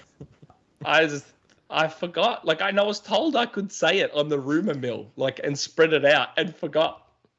Back last year after the Charisma episode, and I completely forgot. That's the episode that could have hit 20,000 views. You ruined it for everyone. Oh my God. But to be fair though, my source brought up a good point, and they're like, if you think about it, if you had mentioned that last year, it'd be forgotten about by now. Until you brought it up. It'd be completely forgotten about. But yeah. Already, think about it. The people that bag me on Reddit, they look at my last couple of months and so you got that wrong and you got that wrong. But they don't know that I mentioned Final Fantasy 16 in May of last year and said that there'd be exclusivity. No. I know. They've been following me for 15 minutes. They don't know it goes back that far and even more. I couldn't believe that Metal Gear Solid thing. I was so upset with myself for forgetting that. But it happens. Never mind. What are you gonna do? We've made it through. What are you gonna do? Anyway. But I'm definitely not gonna mention that cancelled game. And I'm so lucky I did. And I was gonna say that one too. I was gonna mention that one either on Twitter. No. Oh, no. Remind me to annoy you when we're not live on it. I don't even want to give a clue about who the publisher or developer is because people will then guess the game. But I was told that this game, and my source was sure that this game was happening. And so it's so lucky I forgot this one too, because I would have looked like a dickhead again. Because I would have said, hey, this game's coming, and then it's been silently cancelled in the background. And so on the one hand I lost with Metal Gear, and on the one hand I won with the game that was cancelled that I didn't mention. There you go. So swings and roundabouts. It's all good. It's all good. What do you Games get cancelled all the time. Woo-woo. Is it a big IP? No. This IP clue number one. That's clear. Yeah, I'm not going to give a clue. I will answer direct questions. Me saying it's not a big IP narrows it down to about 10,000 games. Fair enough. It's not what I would consider a big IP, especially from this publisher, given some of the other stuff they have. It was not a big IP. There'd be a hardcore minority of people that would be upset if they found out that this game was in development and got cancelled. But the majority would be like, yeah, okay, whatever. But yeah, lots of calls for the first letter of this title, this project in the chat. It's not happening. No, it's not happening. No way. Not gonna do it. Well, there you go. I'm just glad that my old man brain failed me and I forgot about it because it's worked out well in the end. Someone's gone Splinter Cell. God, Oddworld, Splinter Cell. I'd be devastated if it was Splinter Cell. I'd be gutted if it was Splinter Cell. No, it's not Splinter Cell. But yeah. So swings and roundabouts. You win some, you lose some. Yeah, and you won more there. Honestly, if it would have tarnished your rep a fair bit. Oh yeah, if I had said this game was in development only for it to like not happen, it would have been like, oh, you were wrong about this one too. Whatever. People are mean. It is what it is. Oh, they are, man. God, Reddit especially. Reddit is ruthless. Reddit is like you get some nice people on Reddit. Like I get some really nice supportive comments on Reddit sometimes, but man, Reddit's like. Well, you say that. Those that don't know and have been enjoying the Halo flights. We're doing a community montage. My camera's gone all fuzzy and it's really weird. Let me just touch that like that. I can also hear my son and my wife screaming at each other, and it's like midnight or something. I don't know why. Apologies if that's coming through on the stream. I am being very hot on the mute button. But yeah, we're doing a montage. We're doing a community montage. We're going to try and collect clips from all over. It doesn't matter what forum or place you frequent to discuss games. We want the clips so that we can build the biggest community montage out of this flight ever. All you have to do is get the link to the clip, email it to youhaveme@halo@xboxera.com, and we will do the rest. We'll make it beautiful. But the reason I mentioned Reddit is I got chatting to the guys that run one of the large Xbox Series X Reddits, and they've put a sticky up there for us in their Reddit section. I don't really know how Reddit works. I'm too old for this, or too young. I don't know. They pinned it to the top. Yeah, they I find Reddit odd. That's really, really kind of them, and I love that. Yeah. I love seeing that kind of cross-community support, because we're going to use licensed music for this. We're not going to make money from doing the montage. We just want to do it because I really miss making montages, especially Halo montages. It's really fun. And the sandbox is so good now to do them with. There's so many new toys and tricks that are beyond stickies and overkills. The dynamic sandbox? Very dynamic sandbox, I hear.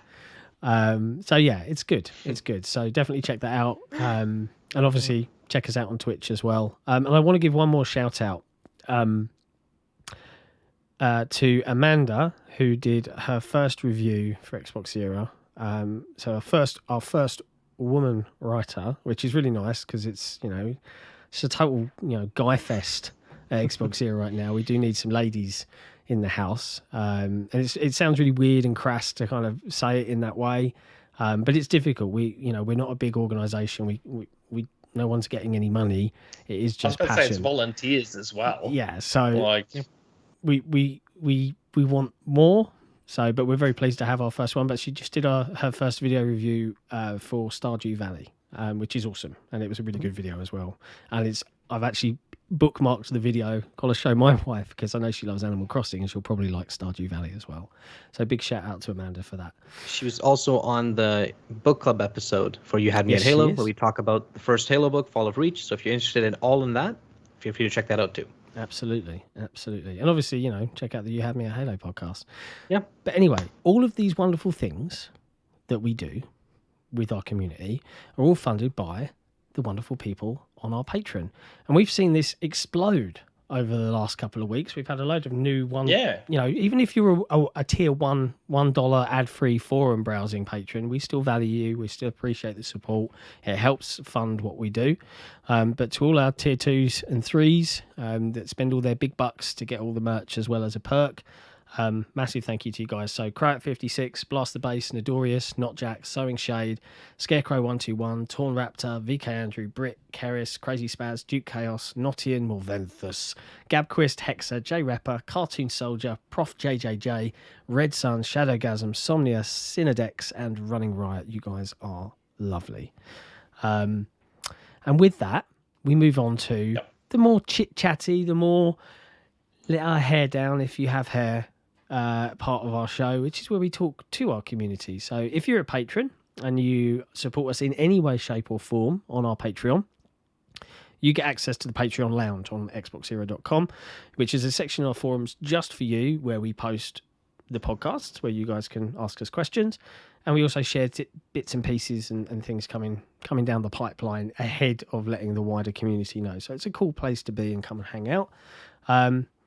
We have a lot of questions this week as well, I think, because we presumed it would be a short episode. I say this 90 minutes into it. Yeah, I know. And there's actually a lot of community questions. I saw them. Far out. So get comfortable, make a nice cup of tea. All the people that were here for just the Rumour Mill, you shallow people, fine, you may depart, but we're hanging out. Let's go. Let's see what the community wants to know this week. Okay, Frank Ortiz, who is a new patron, by the way. Well, I guess this is as perfect time as any. Why the hell do people want Xbox to acquire Sega? To me, it makes no sense. What? It makes so much sense. The whole point of buying a Japanese publisher is to make content specific for that region, right? Sega has a total of 9 studios, with 6 of them being European. Creative Assembly, Relic, Amplitude Studios all make RTS games. Hardlight and 2 Point Studios are essentially mobile developers. And you would think a company called Sports Interactive would make sports simulators, right? No. Instead, they make a sports manager game. Hardly what Japanese fans are clamoring for. Meanwhile, the Japan studios that they do have are mostly a mess. Sonic team, already 3 decades into making Sonic games, still cannot figure out what to do with the franchise, and as a result, they create the monstrosity that is Sonic Forces. Ryuga Gatuko, I can't pronounce that studio. It's the Yakuza studio. I don't know how to pronounce that. Ryuga Gatuko, I don't know. Studios is about to lose its franchise leader, Toshihiro Nagoshi, because Sega refuses to let him work on anything new and only wants him to create Yakuza games. Now, the silver lining is, of course, Atlas and the Persona games. You would get one of the most popular JRPG series the country has to offer. However, as popular as it is, it fails in comparison sales-wise to its competitors with the likes of Final Fantasy and the Tales franchise. So essentially, you would be getting the bottom-tier popular JRPG. Is it really worth the billions of dollars to invest in a Japanese publisher that barely makes games for that market anymore? My answer is no. If Xbox is going to go all in on the market of Japan, the best course of action would be to create its own Japanese publishing label. There are so many talented independent studios in Japan that I am sure would accept a buyout if offered. Just a small list for you gents of studios with the IP associated. Silicon Studio, Bravely Default, Hexa Drive, Final Fantasy 15. Wonderful 101, Code Developer, Good Feel, WarioWare, Yoshi's Woolly World, Mistwalker, Lost Odyssey, Terra Inti Creates, Mega Man, Arika, Street Fighter 2, Creator, Nihon, Falcom, Trails of Cerys. That read really weird. I think there was no paragraphs there in that. It was just a big that last part squidge of text. Really weird. That last part there with the studios and whatever. Look, I still want them to acquire Sega. I'm not quite giving up hope on Sega happening. Sega makes sense, yes, maybe in relation to Japan specifically. Sega might not be, oh my God. But to be fair, they would have Atlas. They could staff up Atlas and have Atlas create other stuff aside from Persona. They'd have Sonic. They'd have a mascot. They'd have an icon that's almost on the level of Mario.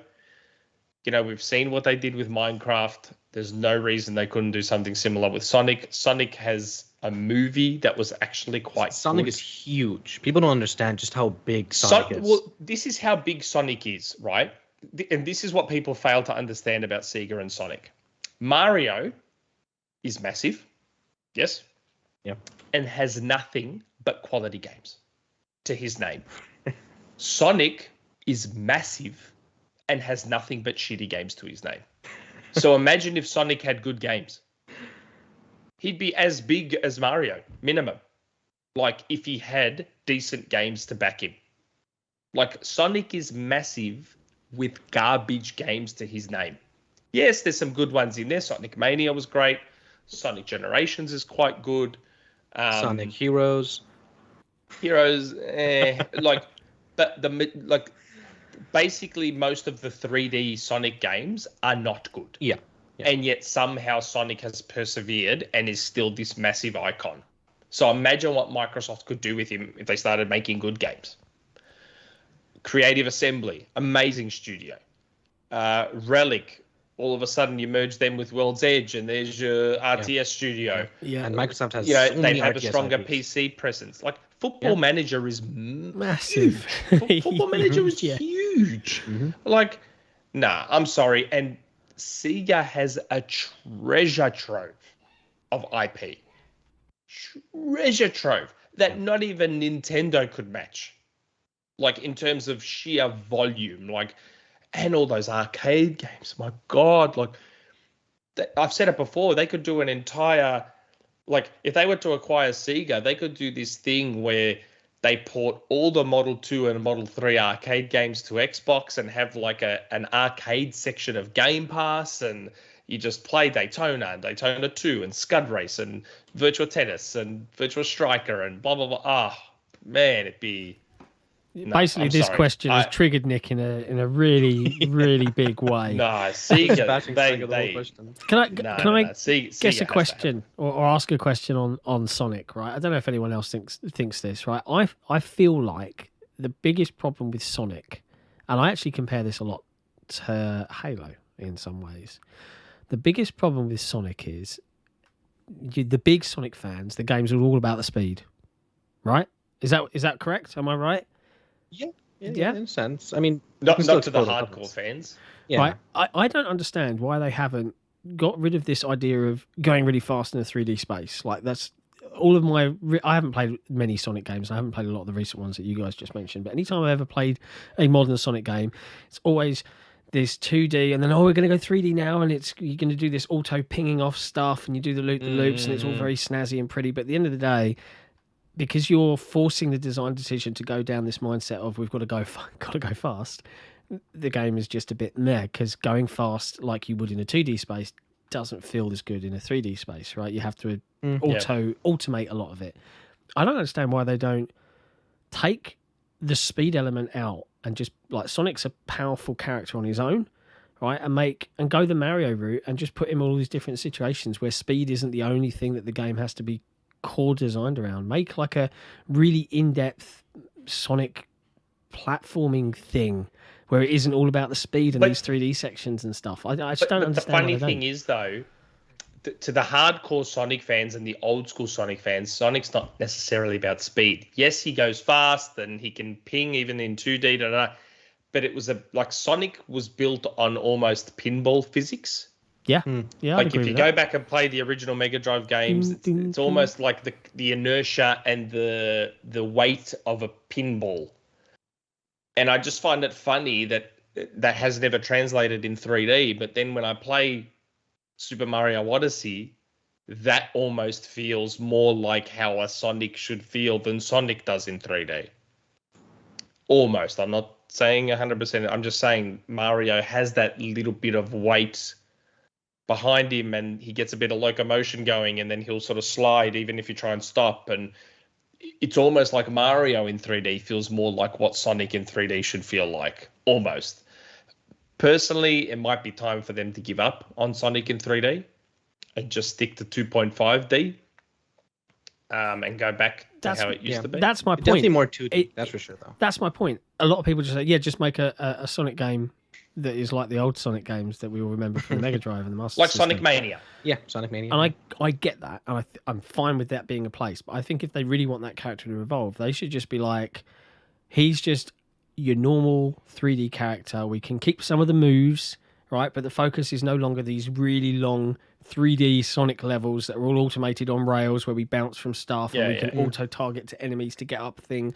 Scrap all that, make a really well-animated 3D adventure action platformer game, and then you'll have a good Sonic game. I don't get it. I don't get why it's like someone saying no, it's got to be about the speed. It just drives me nuts. But anyway, I digress. Yeah. Yes, they should definitely buy Sega. I think Microsoft could put Sonic on the same level as Mario. Yeah, you mentioned it earlier. Sonic had the movie that did really well, surprisingly well. Released, I think, February, right when the pandemic was kind of about to start hitting hard. That was a good film. It was, and it was honestly, it's probably the best video game movie I've seen. I'd argue. Probably. Yep. And it has multiple successful TV shows, like several of them. Comic. Yeah, comics. Multiple animes. Like it's a really powerful IP, and this is with the Microsoft. Despite sucky games. Yes. And let's face it again. So imagine how big he could be with good games. Yeah. And Microsoft's still releasing the Minecraft movie, I think, next year or the year after. I'm not sure. I'm pretty sure it's still in the works. This could fit in well with that too. Faisal, or have Moon make a Sonic game for them. Told you, Moon wants to make Banjo. They don't want to make Sonic. They want to make Banjo. They're going to get cross with you if you keep saying that. But yeah. Okay. Yeah, that's a great shout from NRXic. Sonic 3D needs to borrow more from Tony Hawk. Exploration being the focus. Completely agree. Yeah. Great shout. Yeah. Give him a move set. Make it. You can go fast. But I understand the fast thing. I get it. Because in Sonic, again, Sonic is effectively a walking pinball.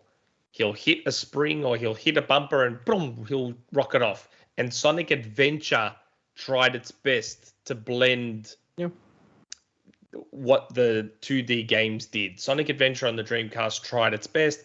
And then with each game after that, they were just like speed, and lost their way a bit. It still kind of holds up, by the way. I started playing it for the first time like a couple months ago. Sonic Adventure. Sonic Adventure, It holds up it's okay. still pretty fun. It holds up okay. Holds up better than Mario 64, I would argue. Oh, 100%. God, I did not remember the controls being as bad as they were. Oh, Mario 64, I was shocked at how poorly that aged. But anyway, I digress. Nintendo 64 games on Switch. Woo woo. Okay. MDHX. Also a new patron. I have so many things to say and many questions to ask. But since this is my first week as a patron, I just want to say thank you guys so much for the $1 tier. It makes it possible for people like me on a budget to show support and benefit from some of the perks like asking questions. And thank you for your hard work. This has been my 2021 podcast. Aww. Thanks very much, MDHX. And I also sent MDHX a copy of Omega Rally Championship. Oh, yeah. All our new patrons get a game. Yeah, there was like 4 or 5 or 6 new patrons, so I quickly jumped into the spreadsheet, sent them all a copy of the game.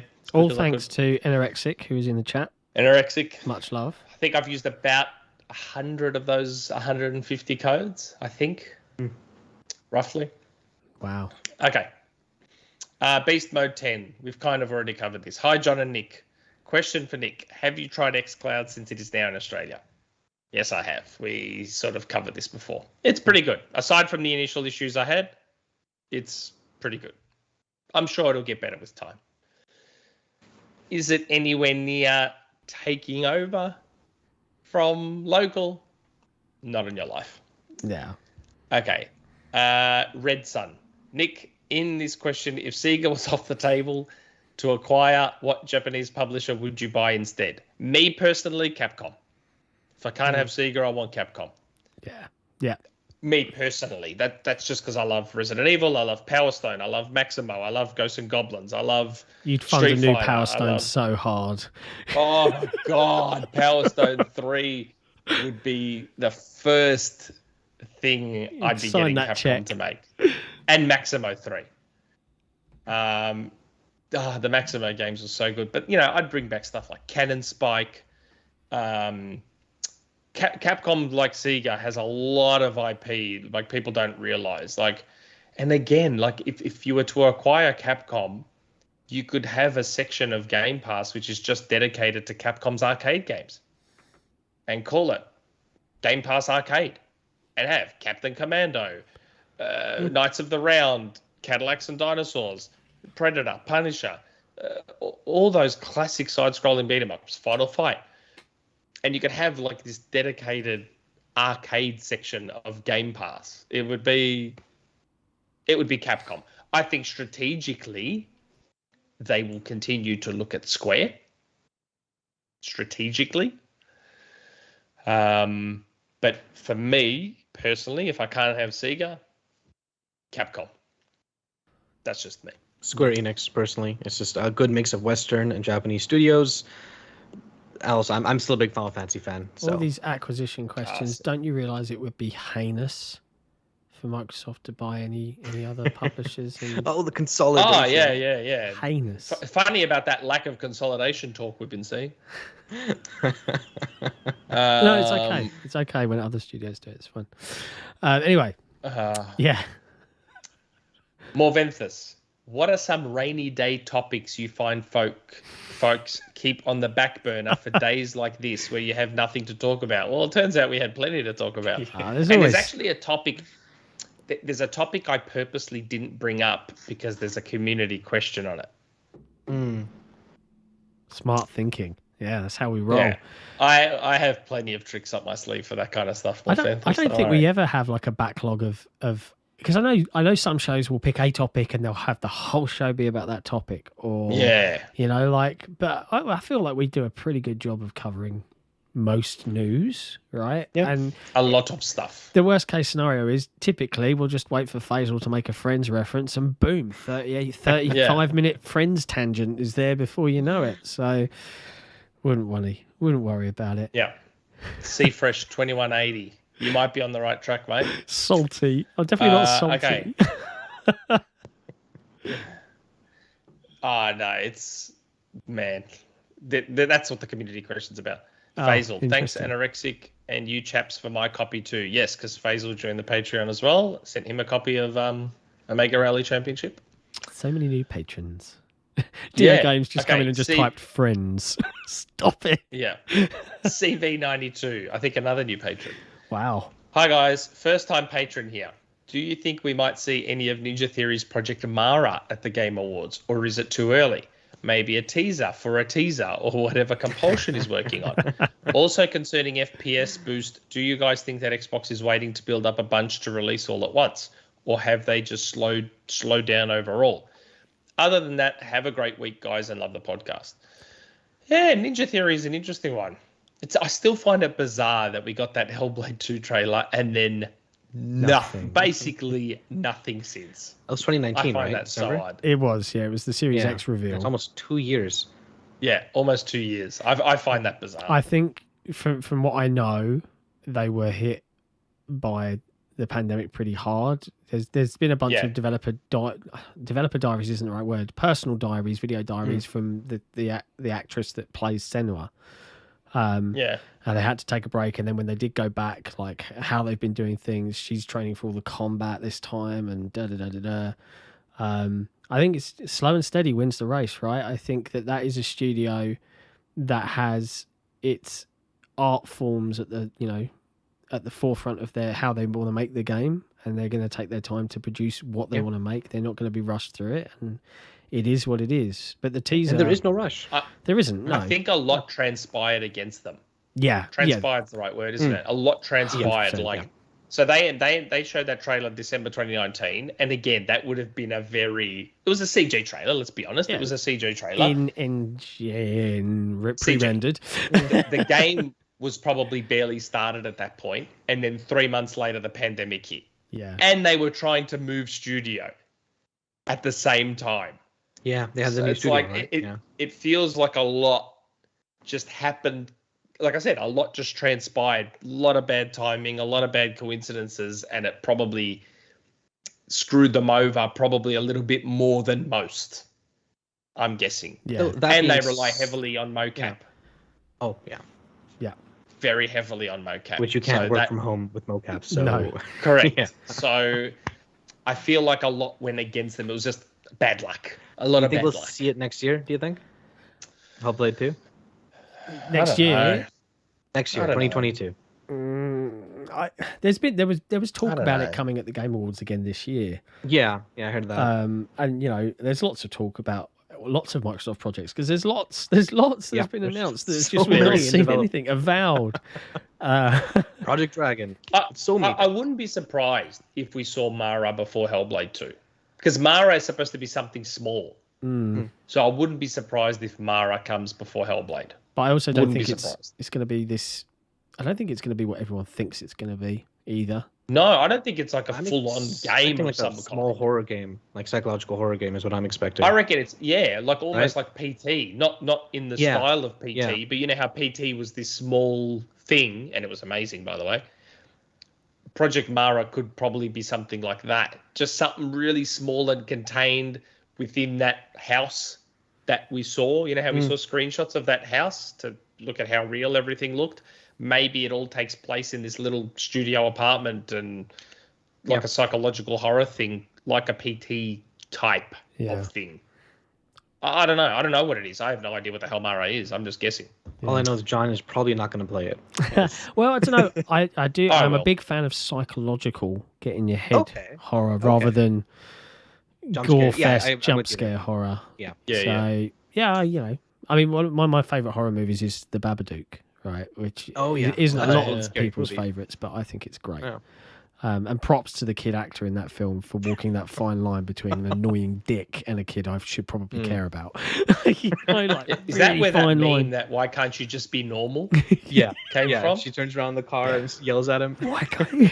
And don't let him in, don't let him in, don't let him in. Oh, freaky. Anyway, sorry, tangent. Yeah, FPS Boost, I don't know. I mean, people forget, back in like January, I said there was supposed to be a new batch of backwards compatible games this year too. We're now in October and we've heard nothing. I think a lot of I don't know what the hell's going on there. It's just, I think people think that as soon as lockdown lifted, that everything just jumped straight back and we didn't lose 18 months, you know, out of everybody's working lives. Like, you know, speaking personally, my office, for my real job, is shut down forever. Like they're going to open up a different one now, but they closed my office, and they're going to get an office that we can go to, like a little satellite office we can go to if we want. The world has changed. The world's changed, and this is game development's got to catch up. I think Satya Nadella was quoted in an interview saying, you know, AAA development is something that needs to be done really, ideally, in person. I don't know, that's caused a lot of discussion because a lot of developers have hit back. Moon Studios, you know, I think MVG from Night Dive was like, no, like we've managed fine. I'd argue there's probably a big difference between 600 people working together remotely and 50 or 100. I mean, Night Dive do good stuff, obviously, but Night Dive aren't making something the scope of Halo Infinite. Yeah. So there's lots to unpack. It's not quite apples for apples. But I understand. I mean, Moon have been working remotely since day one. But it's not like Moon has pumped out 10 games since their inception. They've made 2. Yeah. 2 really good. Two amazing games. No doubt about it. I'm just saying they're also smaller in scope versus what. I mean, I would argue right now, the studio that is setting the pace and leading by example in terms of how to work from home as well as making massive AAA high quality games is Insomniac. Yeah. Okay. Yeah. Like, they have made post-pandemic Miles Morales, Spider-Man Remastered. Now, both of those, I mean, Spider-Man Remastered, they'd already made it. They just touched it up. They did change the face, though. So, I mean, there's some work there. Okay. Yeah. Miles Morales, but they also did Ratchet. They're also doing Wolverine. Yeah. They're also doing a multiplayer thing. What was that? Spider-Man 2, of course. They're hard at work at that, too. Yeah, working Spider-Man 2. So I would argue Insomniac are probably the leader right now in terms of, hey, we can work from home, still put out a good number of things that are of high quality. Yeah. But, yeah. You can tell John's tired, can't you? It's an extra year, right? Why? Yeah. What have I done? No, because right now for you it's like, what, 1 a.m.? Just coming up, yeah. Yeah. I'm okay. I can tell you're tired. You're starting to get that glazed over blank look on your face. You can just... No, I'm all right. I'm all right. I've got a little pack of sweets here that I'm nomming on with my mic muted. Okay. Anyway. Proven. Here we go. This is the question I was referring to. Not sure if you guys discussed this already. If not, just skip. But a well-known PlayStation podcast went on a long tangent recently about Xbox shouldn't buy any more publishers or large studios because it might backfire on Xbox. The long and the short of the argument was that Xbox was able to get away with buying Bethesda because they had a tight relationship. But any other purchases might make the gaming community upset. Might. You guys have discussed recently Xbox versus the media and how Microsoft is often crucified for moves they make, while Sony or Nintendo are able to get away with anything due to brand loyalty. Should Xbox be careful with who they buy next to ensure they don't receive backlash from angry fans, media members, or should they just say F it and acquire whomever they want in spite of creating backlash? So yes, the podcast in question, whose initials are sacred symbols. Yes, those are initials. They seem to have a little bit of a whinge about the idea of Microsoft potentially buying Take-Two. They didn't like it, did they? Let's be honest. That just comes from a place of I'm upset because Grand Theft Auto 6 may not be on PlayStation in the future. That's 100%. Literally where that comes from. This is just a place of if Xbox isn't your preferred platform, like it feels like with a lot of people, if you don't like Xbox, then you hate Xbox. Yeah, there's no grey area. You either love it or hate it. Yeah. So if you don't love Xbox, the idea that Microsoft has this ridiculous amount of money that they can just spend and buy stuff to take stuff away from you is upsetting. Like, why? I'm not sure. Like, if Sony goes and acquires Capcom, let's say, okay, they acquire Capcom. It means that going forward, Street Fighter is on PlayStation, Resident Evil's on PlayStation, everything's on PlayStation. Okay, I'll buy a PlayStation and I'll have to play my games there. Or PC. That's the beauty of PC. Even Sony now understands that they have to start releasing all their stuff on PC. Like, even Sony gets it. Like, the old gaming model you all grew up with and you all know is dying. Like, it just is. Deal with it. Either deal with it now or deal with it in 10 years. Either way, it's dying. Like, you're not... although... I say that, and Nintendo continues to stick their finger up at everyone. Nintendo don't play by your rules, man. Yeah, I know. Nintendo is this other entity that like 100-year-old company lives in this separate sphere of existence, impervious to the market. Yeah, it's weird. Nintendo's weird. Like, Nintendo won't ever put their games on PC, but even Nintendo are doing the subscription thing. Yeah. So they're not completely impervious. Like, Nintendo are still getting you to pay for free games 100%. On a subscription, just like Microsoft started and like Sony followed, and now Nintendo's doing it. So they're not completely impervious, but I don't think you'll see Nintendo games on PC ever. No. Like, ever. Not officially, anyways. Yeah, definitely not via an official but then store. Don't forget, in the Sony versus Nintendo comparison, Nintendo's games don't cost as much to make and don't take as long to make as Sony's. So that's why Sony are seeing what Microsoft is doing and are realizing, look, we need to get our games on PC. It's more money. We need to get more studios to make different stuff because we can't just have these 5-year behemoth AAA God of Wars, Last of Us 2s. Yeah. We can't just do that anymore alone. We can't just do that and that only. But back to the acquisition thing, I mean, in the end, these people, I guess, are scared because Microsoft can, purely from a financial perspective, I know there's a lot more to it, but purely from a financial perspective, Microsoft can go click and acquire Take-Two or EA or any of them. Microsoft has the cash to just turn around and go click and it's done. Yes, it's further than that. There's regulations. There's licensing issues. There's also, but I'm talking purely from a money perspective and what they can afford. Microsoft can afford anyone. And I guess that strikes fear into some. you had people when the Bethesda acquisition happened where their response wasn't, "Oh, okay, I'm gonna get a PC," or "Oh, I'm gonna get a phone or an Xbox." Sorry, the response was, "Okay, guess I'm never playing a Fallout game again." I just look at that and I'm like, "Okay, what? Really?" Yeah, man, the whole thing was really weird, and it caused this huge uproar on Twitter, and I even saw, a lot of back and forth between your boyfriend Nick and husband.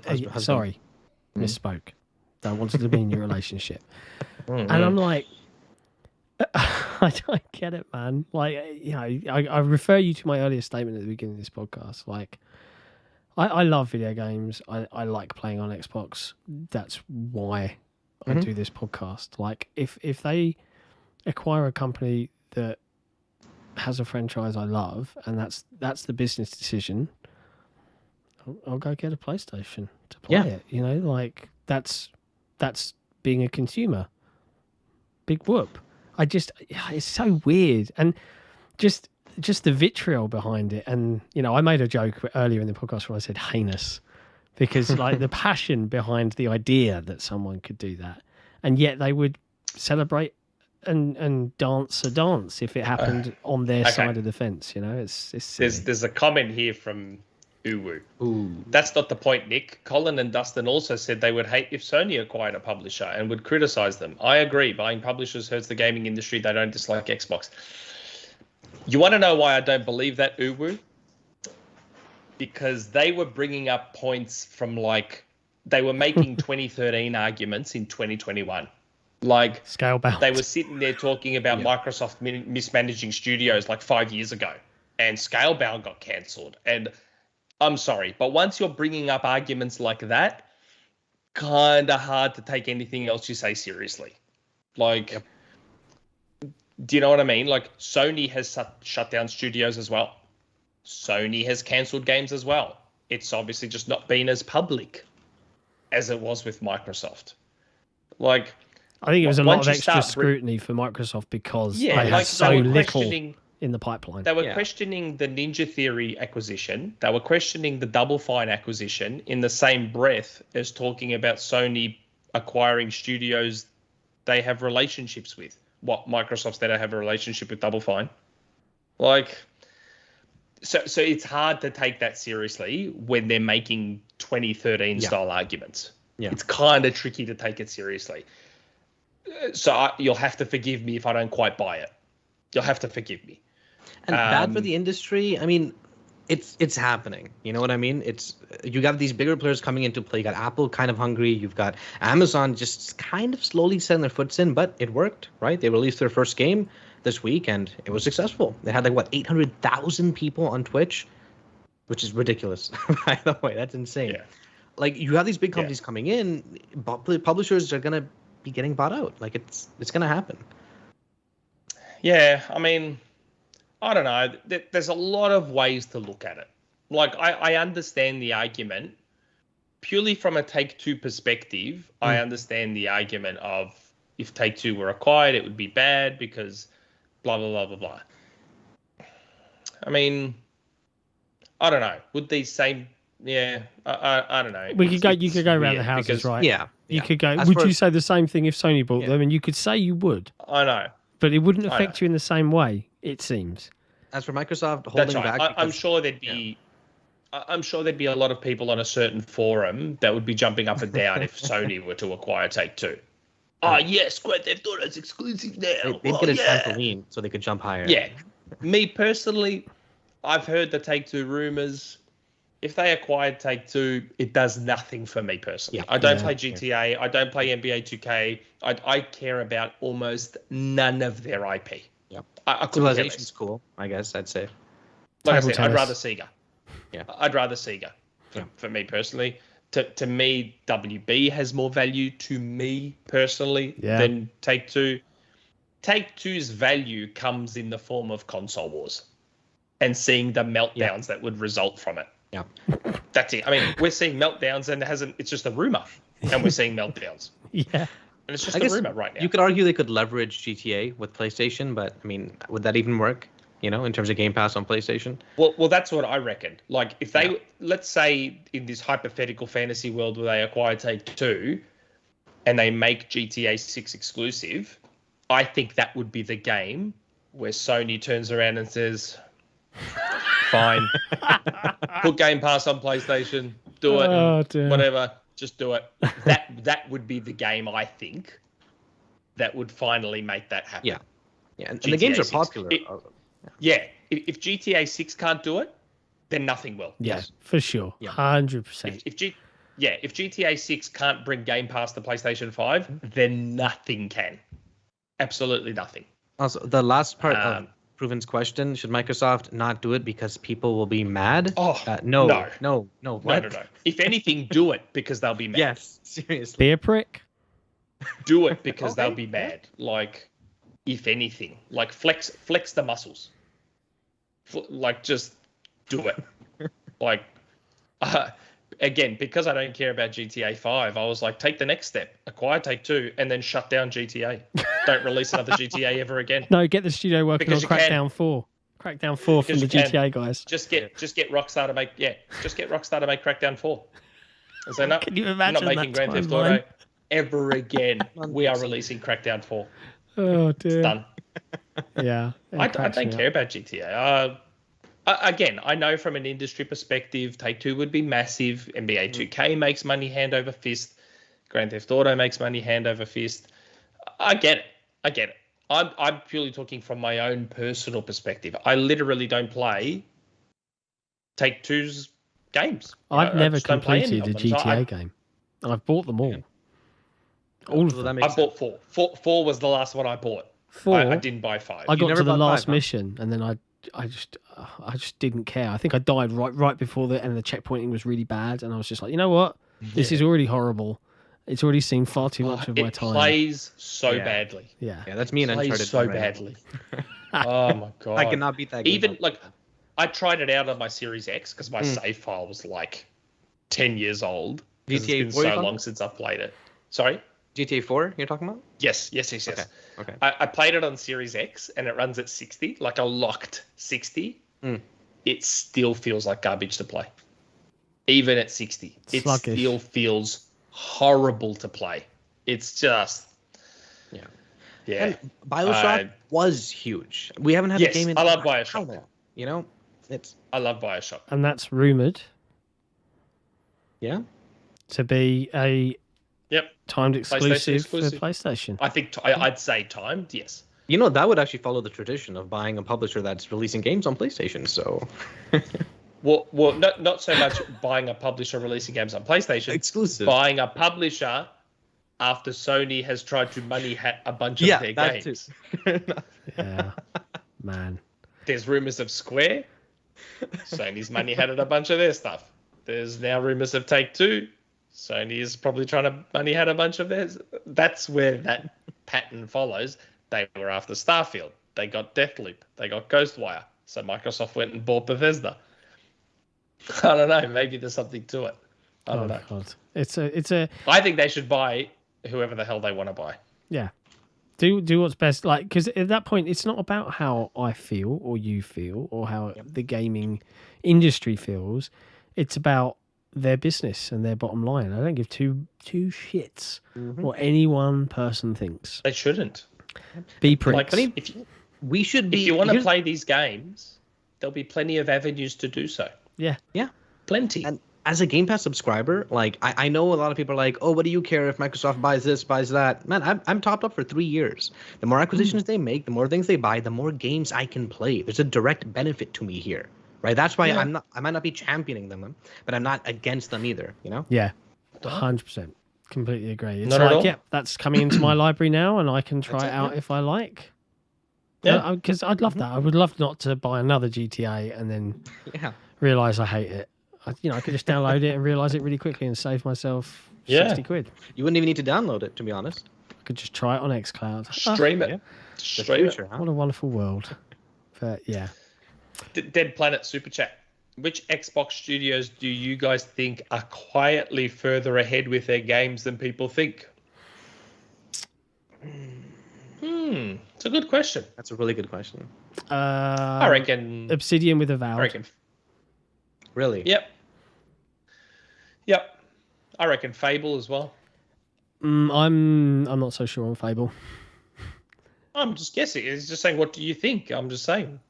Yeah. Because Playground. I'll take it wrong. Playground are awesome. Playground are really good. So I think maybe every Fable. game studio I want to say is rumored to come out next year anyway, so that's not farther than people expect them to be. So I don't know. I'm not sure. People thinking Fable's 2022? No, not Fable. Sorry, every studio I wanted to pick. My bad. I was gonna pick something like Turn 10, right? They're about to release a game or stuff like that. I don't know. Maybe Age Mythology might be sooner than we think. Possibly, it might release next year. I wouldn't be surprised if that happened. Yeah. Well, assuming it exists. Maybe. Compulsion? I don't know. I don't think they're that close. They're small. They're really small. So I don't know about them. Where Playground is big. That's why I look at how they can do what they could do with Forza Horizon, and that's why I'm like, maybe Fable's further along than we think. Just because of who Playground are, more so than anything else. See, I'd agree with you, but I understand it's confirmed now that they're using Forza Tech to power Fable, right? Same engine. But obviously they would have had to make a lot of tweaks and gameplay adjustments to facilitate a third-person, over-the-shoulder, slow walk and talk, story-driven scenario. And I imagine that, if you've got... There's probably a bunch of extra work that went into the engine to make that happen. And I don't know, but I would imagine that that's probably added some delay to just knocking out a Fable game. But hey, we'll see. I can't wait. I don't know. That's honestly going to be so good. Also, this highlights the sheer number of titles that's releasing in the near future that we know of. There's so many more that we don't even know of. On a regular basis, there are so many. Straight up. Yeah. I'm like, oh yeah, I forgot they announced that. Yep. It's crazy. And look, I think that's the real key takeaway, right? So when we see all this arguing and this console warring, like, why? As an Xbox, if you're just an Xbox fan, you are eating this gen. You are having the best gen you've had since the 360 era. It might even be better than the 360 era, and that was a really good time to be a gamer. Yep. Yeah. Like, just enjoy the ride. Don't worry about someone else's bottom line. Just play games. Anyway. Yeah. Anyway. Okay. commanderbuck. Hello, John and Nick. I feel like we've been asked this question a few times before. I hope you gents are doing well. My question is, with remakes being made like crazy, if you guys could remake any game from the past, what would it be? I swear we've talked about that's this. That's easy. I've had one answer. Probably. Go on. Soul's never answered it. Go. It's a little old RPG. It's a Sony game, actually, and it would be a Sony exclusive because I'm pretty sure they own the IP. It's called Legend of Dragoon. Okay. A lot of people heard about it. A lot of people talked about it. The one thing, the game had this one thing that it did, which no other turn-based RPG has done yet, which is, in terms of the combat, every time you would attack, it'd be like a mini rhythm game in a sense. You would hit the button at the right time, depending on the attack that you were doing at a certain pace, at a certain number of times. It sounds really simple, but it really worked. Yeah, it's a lot easier when you're playing on an emulator and you can reload. But even when I was playing it on my PlayStation, it just worked so well. I want that back. I don't necessarily need the game back. I want that mechanic back in something. It sounds like the active reloaded gears, like yeah. just a little rhythm thing to just give me an edge. Sounds like Rise. Yeah. Honestly, Rise would have been better without the button prompts, in my opinion. Just purely based off the colors, the color coding. Wait, but there's still button prompts, I think. No, there color isn't. Coding. No, there isn't. The original trailers had button prompts. Yes, and then that's there was what I was thinking. Massive QTE backlash. Yeah. So they changed from the button prompts to color codes. So you'd see the character go yellow, and you'd press Y. You'd see. And it was basically a rhythm game, honestly. Yeah. Trying to get legendary, you had to predict or hit it instantly, the moment, right? It was just combos. Yeah. That's all it was. I mean, I've said this before because I'm sure we've covered this question before. Banjo, GoldenEye. That I still want that GoldenEye remake. Still want it. Yeah. But, 99 Rukin, I actually agree. Superchat, Crimson Skies remake. Yep. Be very cool. Might be coming. Mech Assault, I'd love. Chrome Hounds too. Always Chrome Hounds. I've got it every time. Like, it's such an underrated game, man. Never mind. But to me, Banjo meets that criteria of appeasing lots of fans, but also being a big deal. Yeah.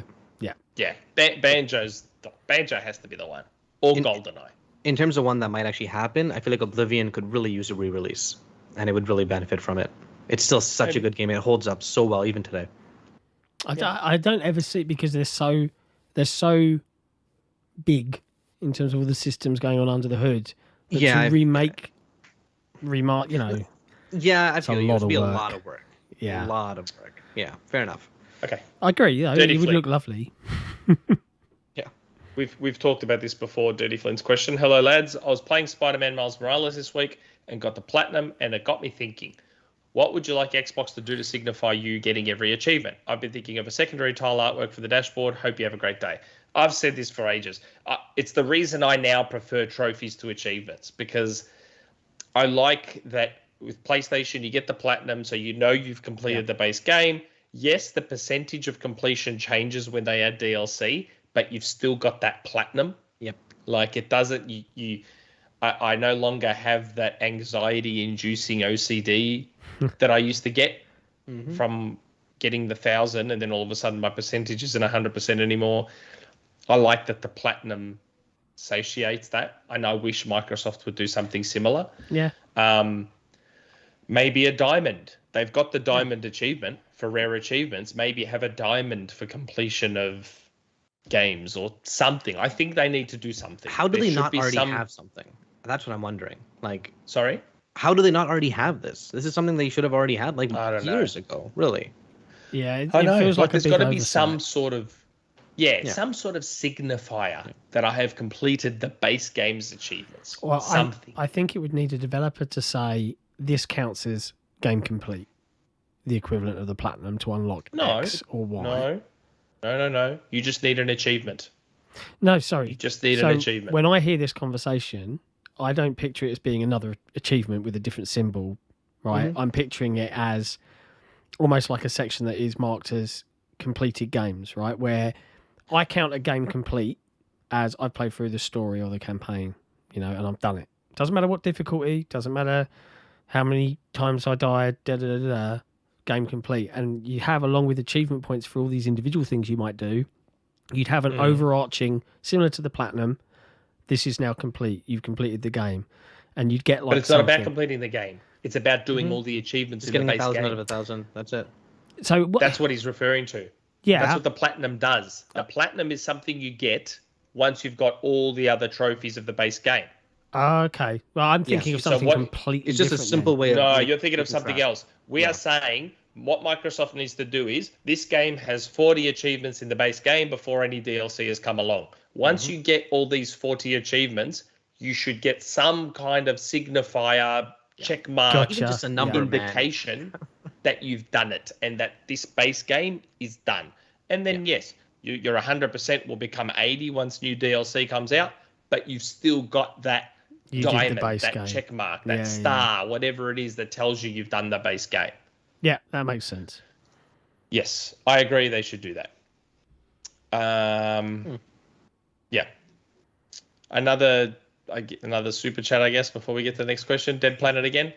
Opinion. Does collecting Xbox Series X games make sense? In 10 years, will the fact that so many people have the games on Game Pass increase or decrease value? Nah, I don't think, put it this way. Nintendo 64 games are about to come to the Nintendo Switch Online service.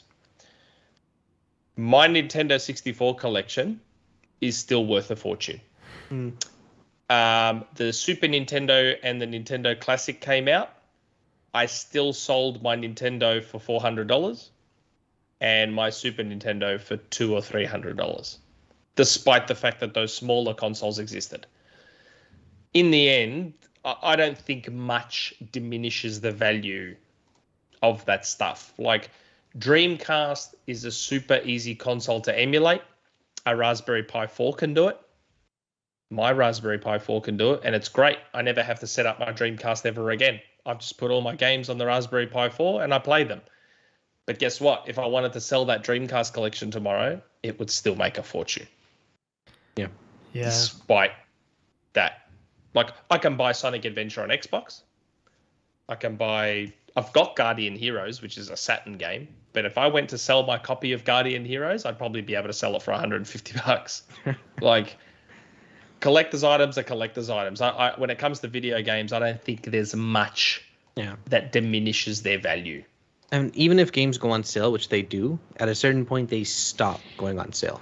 You know what I mean? I wanted to play Destiny 1 again with friends like a year and a half ago. It hadn't been on sale since like 2016, 2017. We had to buy it like almost new, like price-wise.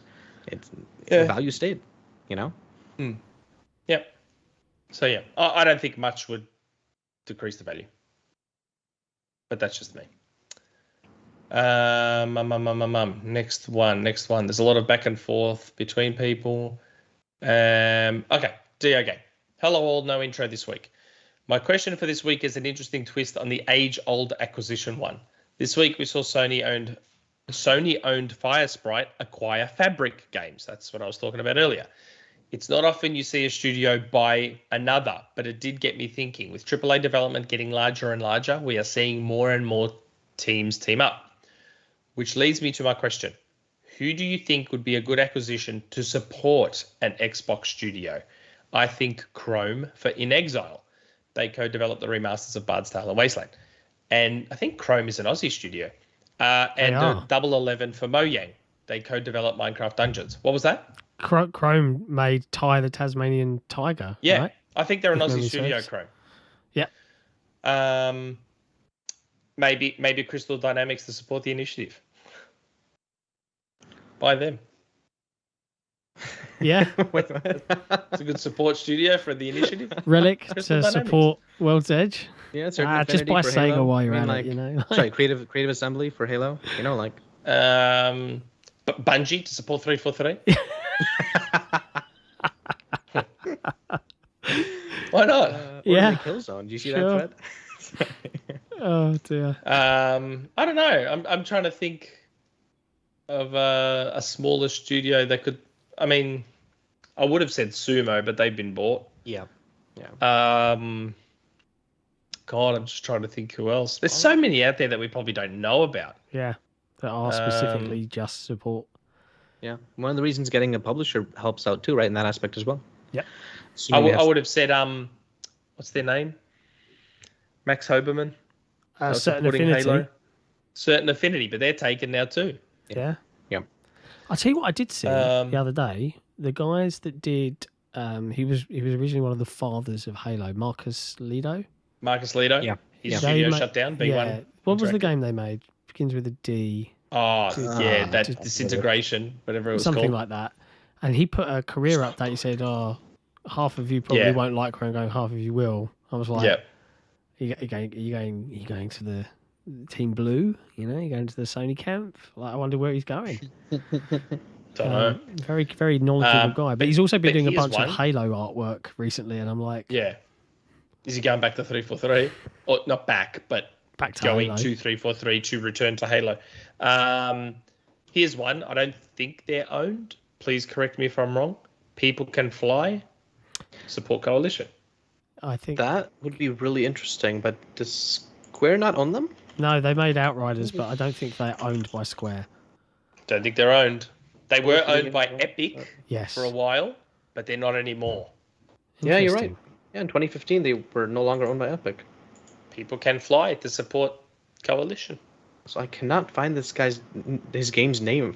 Like, what is Disintegration? I think is what it was. Yeah, it was. It was Disintegration. Okay. Yeah.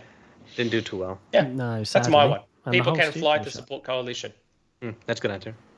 Yeah, good. I'm gonna take it too because I don't really know smaller studios. So. Yeah, I liked all our answers. Okay. They're all good.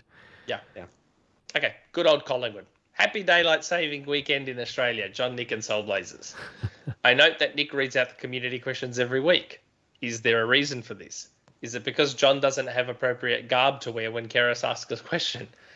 Do we know John's clothes size so the XboxEra community can buy him a suitable dressing gown? With a stylish dressing gown and his vape, John would look quite the Hugh Hefner.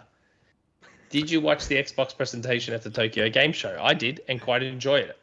apart from being at a decent hour, it was like 7 p.m. for us, which was great. Nice. Where I could eat dinner while watching the live stream. It was punchy, to the point, and did not have any cringe moments. 50 minutes seemed appropriate. It did, however, try to sell us a Surface or Windows 11. Is this a format that should be adopted for future Xbox showcases? I don't know. It was a good format, but some could argue that it was a format that suited the content. Yes. I think that's a fair comment. And we keep saying this. What was the format? Sorry, it was at like 5 a.m. my time. It was almost like a direct. It was just bang, bang, bang, bang, and here's this, and here's this, and here's this. It was like very direct. Sitting down or anything? No. They did have people talk in between. Yeah. They did have people talk in between, kind of like how Nintendo does that gentleman that comes in and says something in between. It was very direct-like. And it worked. Might not work for everything. You know, for all the crap Inside Xboxes get, I don't think Inside Xbox format is that bad. It's just they never had the content to make anyone give a crap. Yeah. So, except for when they did, in which case we all like those episodes. You know what I mean? That's what I'm saying. Like, I keep saying it. The episode everyone loved was the one with all the BC games. Why? Because we all cared and we wanted to hear about the BC games. Yeah. And no one was complaining about the format. And it was the same format as every other Inside Xbox. Mm-hmm. So it's not the format. It's what you've got to show. Yes, there are exceptions to every rule, but generally it will be a case of... Wait. What? We didn't tackle the first part of the question. Nick does read all the community questions. I was going to say, can I read Cerys' question this week? No. There's also a super chat as well earlier, but we can do that later. Oh no, let's do Cage super chat. I just saw it. Kage, but yes. Yeah, sorry. I always take his word by his own because I know it's Kage Maru. Yeah. Wondering what everyone thinks Xbox has planned for November 15th. Personally hoping for a huge BC update and a big old content dump. Stay awesome all. That's a good point. You know, that is now 50 days away, more or less, for a big anniversary of 20 years of Xbox. Yeah. I know we've got something planned for November 15th. It would make sense. That actually makes sense. A BC update makes sense because you're celebrating the history of Xbox. Yeah. Here's a bunch of old games we're bringing back. That makes sense. You think they might do XO on that date if it's happening in November? That's my thoughts. That would also make sense. Yeah. If there's going to be an doing XO. Well, it's just a recording, right? It doesn't have to be this big. Yeah. They've built plenty of stages over the last year. Yeah. I know, but like chuck up some video. Again, it comes back to what I said earlier.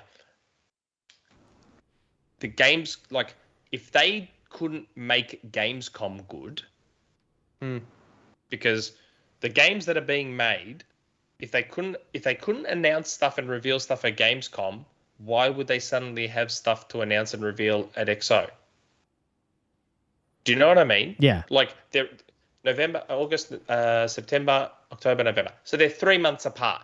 What has changed in the subsequent 3 months where they could go from having a Garbo show like Gamescom to suddenly having something worthy of an XO?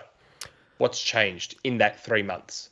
I think you might be thinking about it in a different way, in that you're looking at it from a consumer point of view. When I see Gamescom, Garbo show, I see we've got a marketing deal with the Discovery Channel for trebuchets. We better put a thing in there to appease that contractual agreement and stuff like that. Like, and the argument could be made. Yeah, they said this is all we're going to cover at Gamescom. We're saving X, Y, and Z for XO21 on November 15th. Happy 20 years. That's what could have changed. Like, I think there's a difference between lining things up for a consumer show and ticking boxes from a marketing deal. Personally.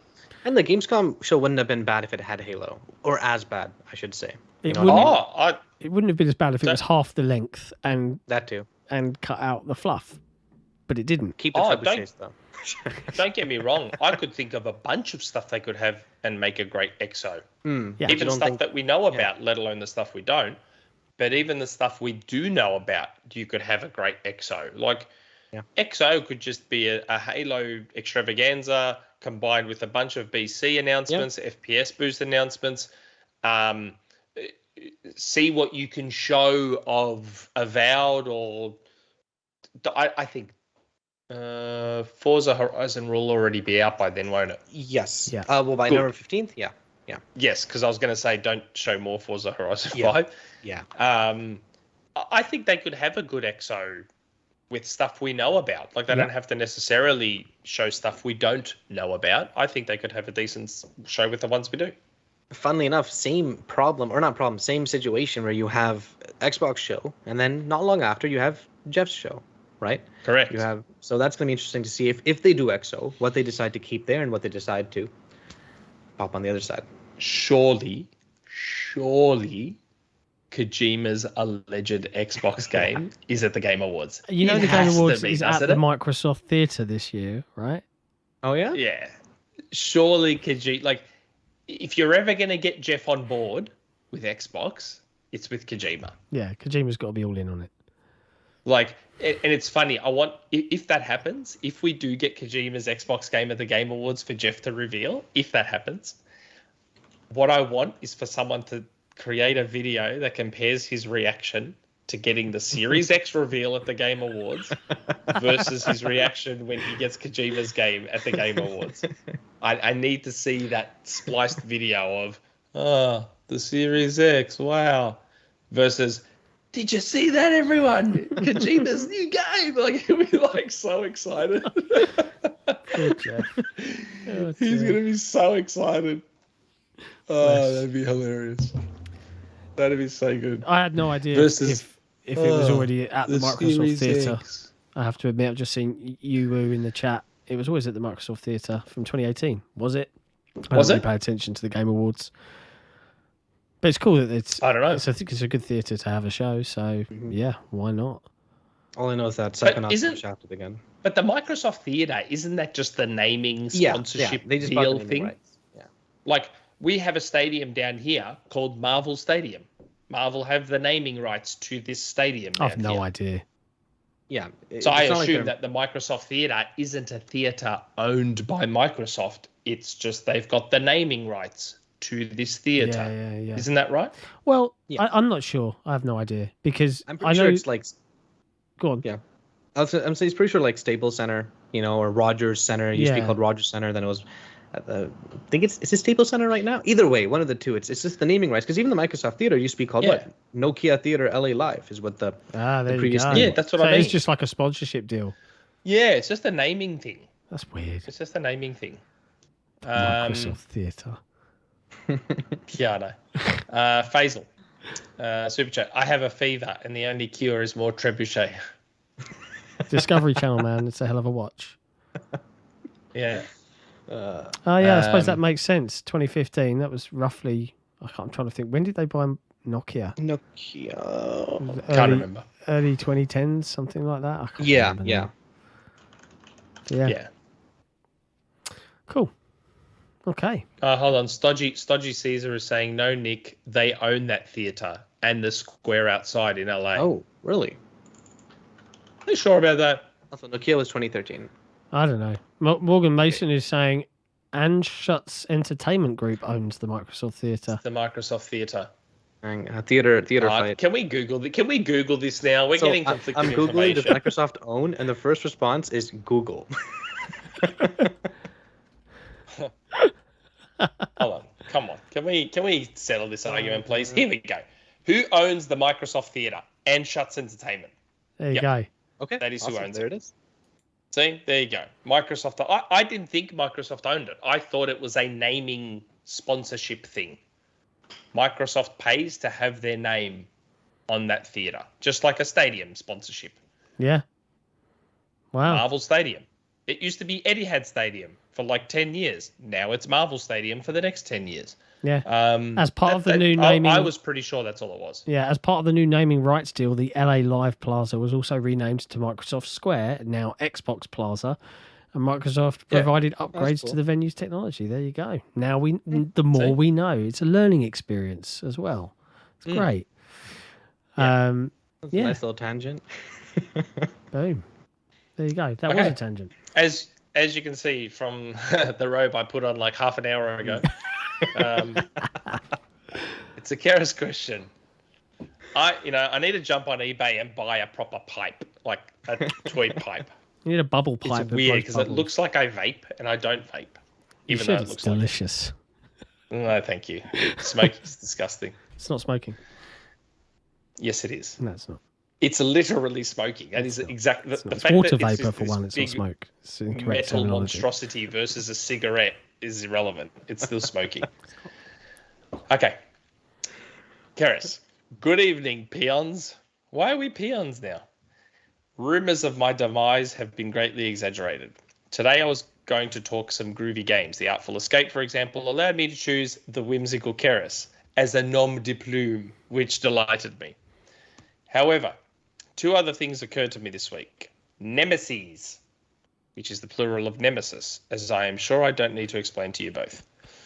Firstly, my body, specifically my immune system, is my own greatest nemesis, as it is slowly killing off my thyroid, despite having one being generally understood to be a good thing.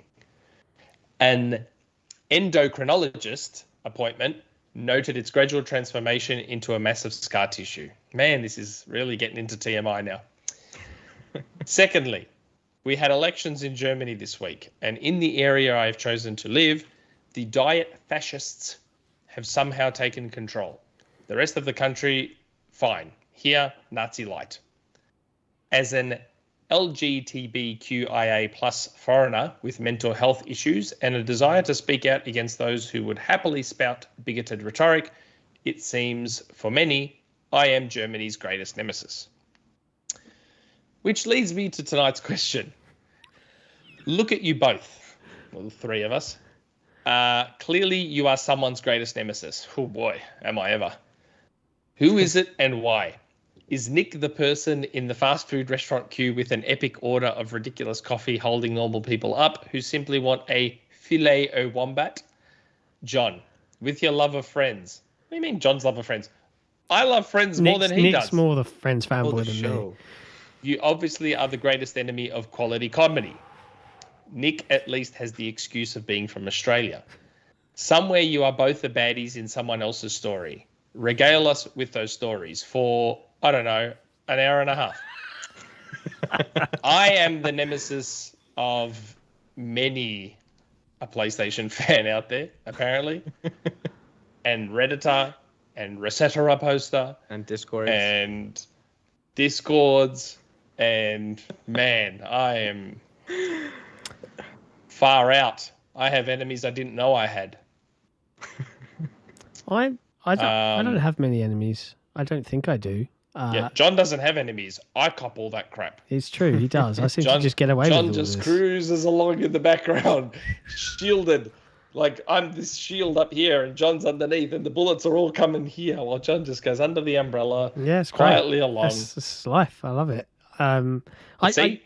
I do have an enemy. Jeff tried to help me out last week, remember? I know, he came on. And he called you a piece of shit. And no one cared. It just bounced right off. And everyone said, "Oh, did you see Jeff called Nick a piece of shit?" No, like I've had enemies IRL. Like one, I'm not going to name them, and I'm also not going to say what I was doing to annoy this person. But there was definitely a personality clash, and I normally get on with everyone, but with this one guy at my old place of work, it just wasn't meant to be. And then some foolish manager put us next to each other in the seating arrangements, and I was like, "Oh, you're gonna have a fun time." I swear, if he would have Richard lamped sat me next to Monica and Chandler, in the restaurant, kind of like that. But yeah, he was Irish chap, and I made jokes. And look, I love the Irish. I love everybody. I made jokes purposefully to annoy him, and he got very, very upset with me. T-shirts, I would go in with T-shirts with Irish jokes on them. He would. It was just like a big wind-up. We were just at each other constantly, and he was always like a game of one-upmanship. He would try and troll me and get me all wound up, and then I would fight back. Yeah, it was fun. We eventually did make out okay, but it was all right. Or like how Alida Snow was put next to Mila Kunis and what's his name? What's that actor's name again? in Forgetting Sarah Marshall? Jason. What's his name? Jason. Jason Segel. Segel? Yeah. Wait, the guy who does all the piano Isn't stuff. that his name? How I Met Your Mother, right? Yeah. Yeah. Yes. Yeah. Yeah. I know him. Jason Segel. Yeah, that's it. Yeah. And you know how he's at the restaurant with Mila Kunis, and then Russell Brand shows up with Kristen Bell, and they get sat at the same table. Yeah. I love Forgetting Sarah Marshall's great. It is a great film. It is a really, really good film. It is so good, Forgetting Sarah Marshall. I have no Nemesis. I don't think so. Anyway, not that I know of. I don't think I've interacted with people enough to really, not in real life. Anyways, online I've had maybe like a Reddit thread that goes for maybe like 40 replies up to people back and forth. Just no one else is reading it clearly. It's just me and him, or me and them, just going back and forth, the dumbest stuff. But no, real life, no, I think I'm good. Yeah. None of the XboxEra staff have enemies. I take all those hits for my staff. It will change eventually. I'm not the hero any of them want. It's the one we need. I'm just the hero they need right now. That's all it is. Oh, thanks, Nick. Trust me. I'm not the hero they want, I assure you. Yeah. Okay. 99 Rukin has a super chat. My last question. Do you think Microsoft will buy a movie TV studio like Paramount and add it to Game Pass or call something else? My hopes for Star Trek game. 99 Rukin. I'm going to say the same thing I said last time we were asked this question in community questions. I believe Amazon buying MGM has started something. It's exactly what I said last time, and I'm saying it again. Oh yeah, Amazon bought MGM. Amazon buying MGM forgot about that. Has started something bubbling away in the background. These big companies respond to each other. I wonder if Netflix buying game studios fuels that as well. Yeah. You know? Yeah. Maybe. MGM is only $8 billion? What? Wow. I kind of overestimate these film studios, huh? Yes, you did. Last community question from BRiT. This was only added an hour ago. So how about that Konami's eFootball 2022? I've seen all these memes. Like, man, does Messi look messed up in that game. Like, so he looks messy? Sorry. But yes, very messy. But apparently the achievements are really easy. So I'm thinking about playing that game just so I can get the really easy achievements. It looks shocking. It does look shocking, the game. I don't understand how they... I still don't understand how this happens. Like, no one in the development team, in the management team, in the management of the management team went, yeah, that looks good enough, ship it. Like... But it might not have been a case of it looks good enough, ship it. It may have been a case of, is it broken? We need it out next week. Ship it. Oh my God, this game does not look good. Do you know what I mean? Like, it shouldn't, but it might have been a case of, we need this thing out now. Is it broken? Does it play? No, it plays. Doesn't look the best though. No. If it plays, get it out. We'll fix it later. I don't know. It's free to play. So yeah, free to play unless you spend 40 quid on some packs that you don't get for 2 months or something crazy. No. What? I'll just get the easy 1,000 and move on. Yeah. Like, they actually released like DLC for it. Does it play good at least? Do we know? I don't know, but apparently you can get 1,000 gamer score in like 2 or 3 matches. Oh yeah, I might grab that too. So that is what I'm going to try and do. I haven't played a soccer game for a while, so why not? It's worth mentioning. But that's it for community questions. Well, it's worth mentioning because it's not really a question, but Don Cabeza put a note in the chat saying, just wanted to say Ursula is the best, and I'm real happy that he's on this week. So he's just giving you some love. Giving you some love. I reached out to Ursula and asked him he did. I woke up this morning and I'm like, oh, yeah, for sure. I actually had a family function, and I'm like, family, XboxEra, and... Yeah, it's fair. It's fair. But hey, there's like a million people there. I'm better here. I still don't know how we do this. How do we do this every week? Even weeks where there's no news, we manage to rock up to 2 hours and 40 minutes. That's crazy. Even our longest you had me Halo episode was like 2 hours 20. So I've been fidgeting a fair bit. I'm not sure if you know what it's... And that's with Abe on the show, you know, like the man can talk, you know. So I'm surprised. I need a coffee. Yeah, I need 8 hours of good sleep, but I can already hear My son has a cough. You might have heard it bleeding through the mic, and he's down the hallway. So he's barking away. He's either in my bed and the door's open. Oh, man. All right. We've got a By the guest, way, so my sofa's full. I'm going to go crash with my little girl. For those of you wondering, because last week we said we were probably going to have Johnny on from who made The Artful Escape. Yes. But that did not happen because we couldn't get a time. Because now with 2 Australians on the podcast, we hold a bit more power in terms of what time the podcast should be. Johnny was not going to be able to do a Sunday morning. So we were going to do Australian Sunday afternoon or Saturday afternoon, but John couldn't do the morning. It's true. It's difficult with kids and time zones, isn't it? So we lost the guest. Are you trying to blame me? Is this what's happening? It feels like you're blaming me. Okay. I just wanted to be 100% clear. 100% blaming you. Okay. I'm not tiptoeing around it. It's 100% because of you. Like 110%. Hey, you can do the interview format like I did with the 12 minutes devs. You know, you guys are in Australia. Set up the cameras. I don't think I could do that very well. Every faith in you, mate. Every faith, every confidence. I don't think I could. Like if we weren't locked down here. If we weren't locked down here, I would catch up with him for a coffee. He lives like 20 minutes away from my house, 25 minutes. I could drive to his place, grab him, go to a cafe in the city, and do it as like set up between my iPhone. Two ferns. That'd be cool. Yeah, set up my iPhone with cinematic recording. Oh god. And do like an actual have like multiple cameras, switch the camera depending on who's talking. Have a couple of iPhones set up, recording from the 2 different perspectives, and like I wouldn't mind doing it that way. That would be cool. But that can't happen. So for now, I'll have him on the podcast. We'll figure it out. That should be next week now. I still need to play that. Oh man, it's not a long game, right? Like 5-6 hours. It's like 4 or 5 hours. Oh, it's like 4 or 5 hours. I wanted to play it from start to finish one sitting. Yep, so I did it in a night. It took me just under 4 hours, I think. Super easy achievements, very easy 1,000. And there's actual achievement artwork. Nice. Which hasn't been a thing for a long time. So next week, John's going to have to get up early in the morning like he used to back in the day.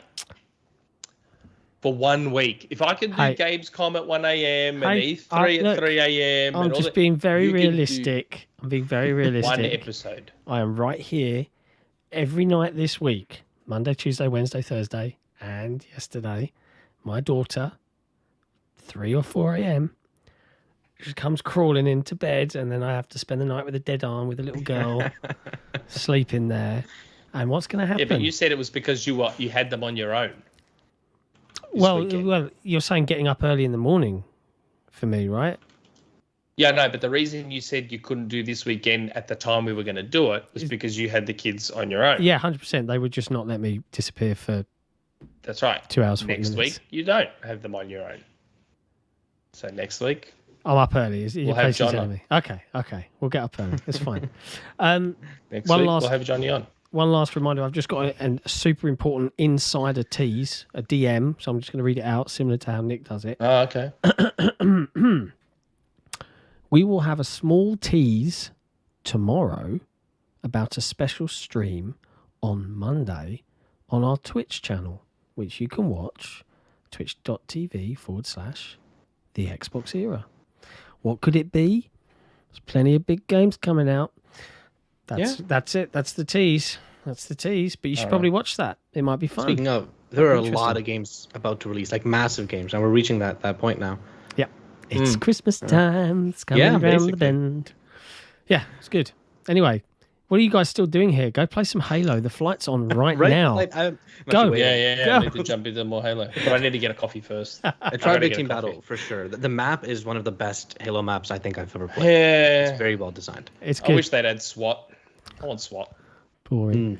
Anyway, to our community, thank you for hanging out. Thank you for chilling with us. Soulblazerz, I hope you enjoyed your very first XboxEra podcast. Thanks for joining us. As always, if you want to support what we do, head over to patreon.com/XboxEra or simply join the XboxEra forums. Introduce yourself, get posting, get chatting to us, and we'll see you guys next time. Ciao for now.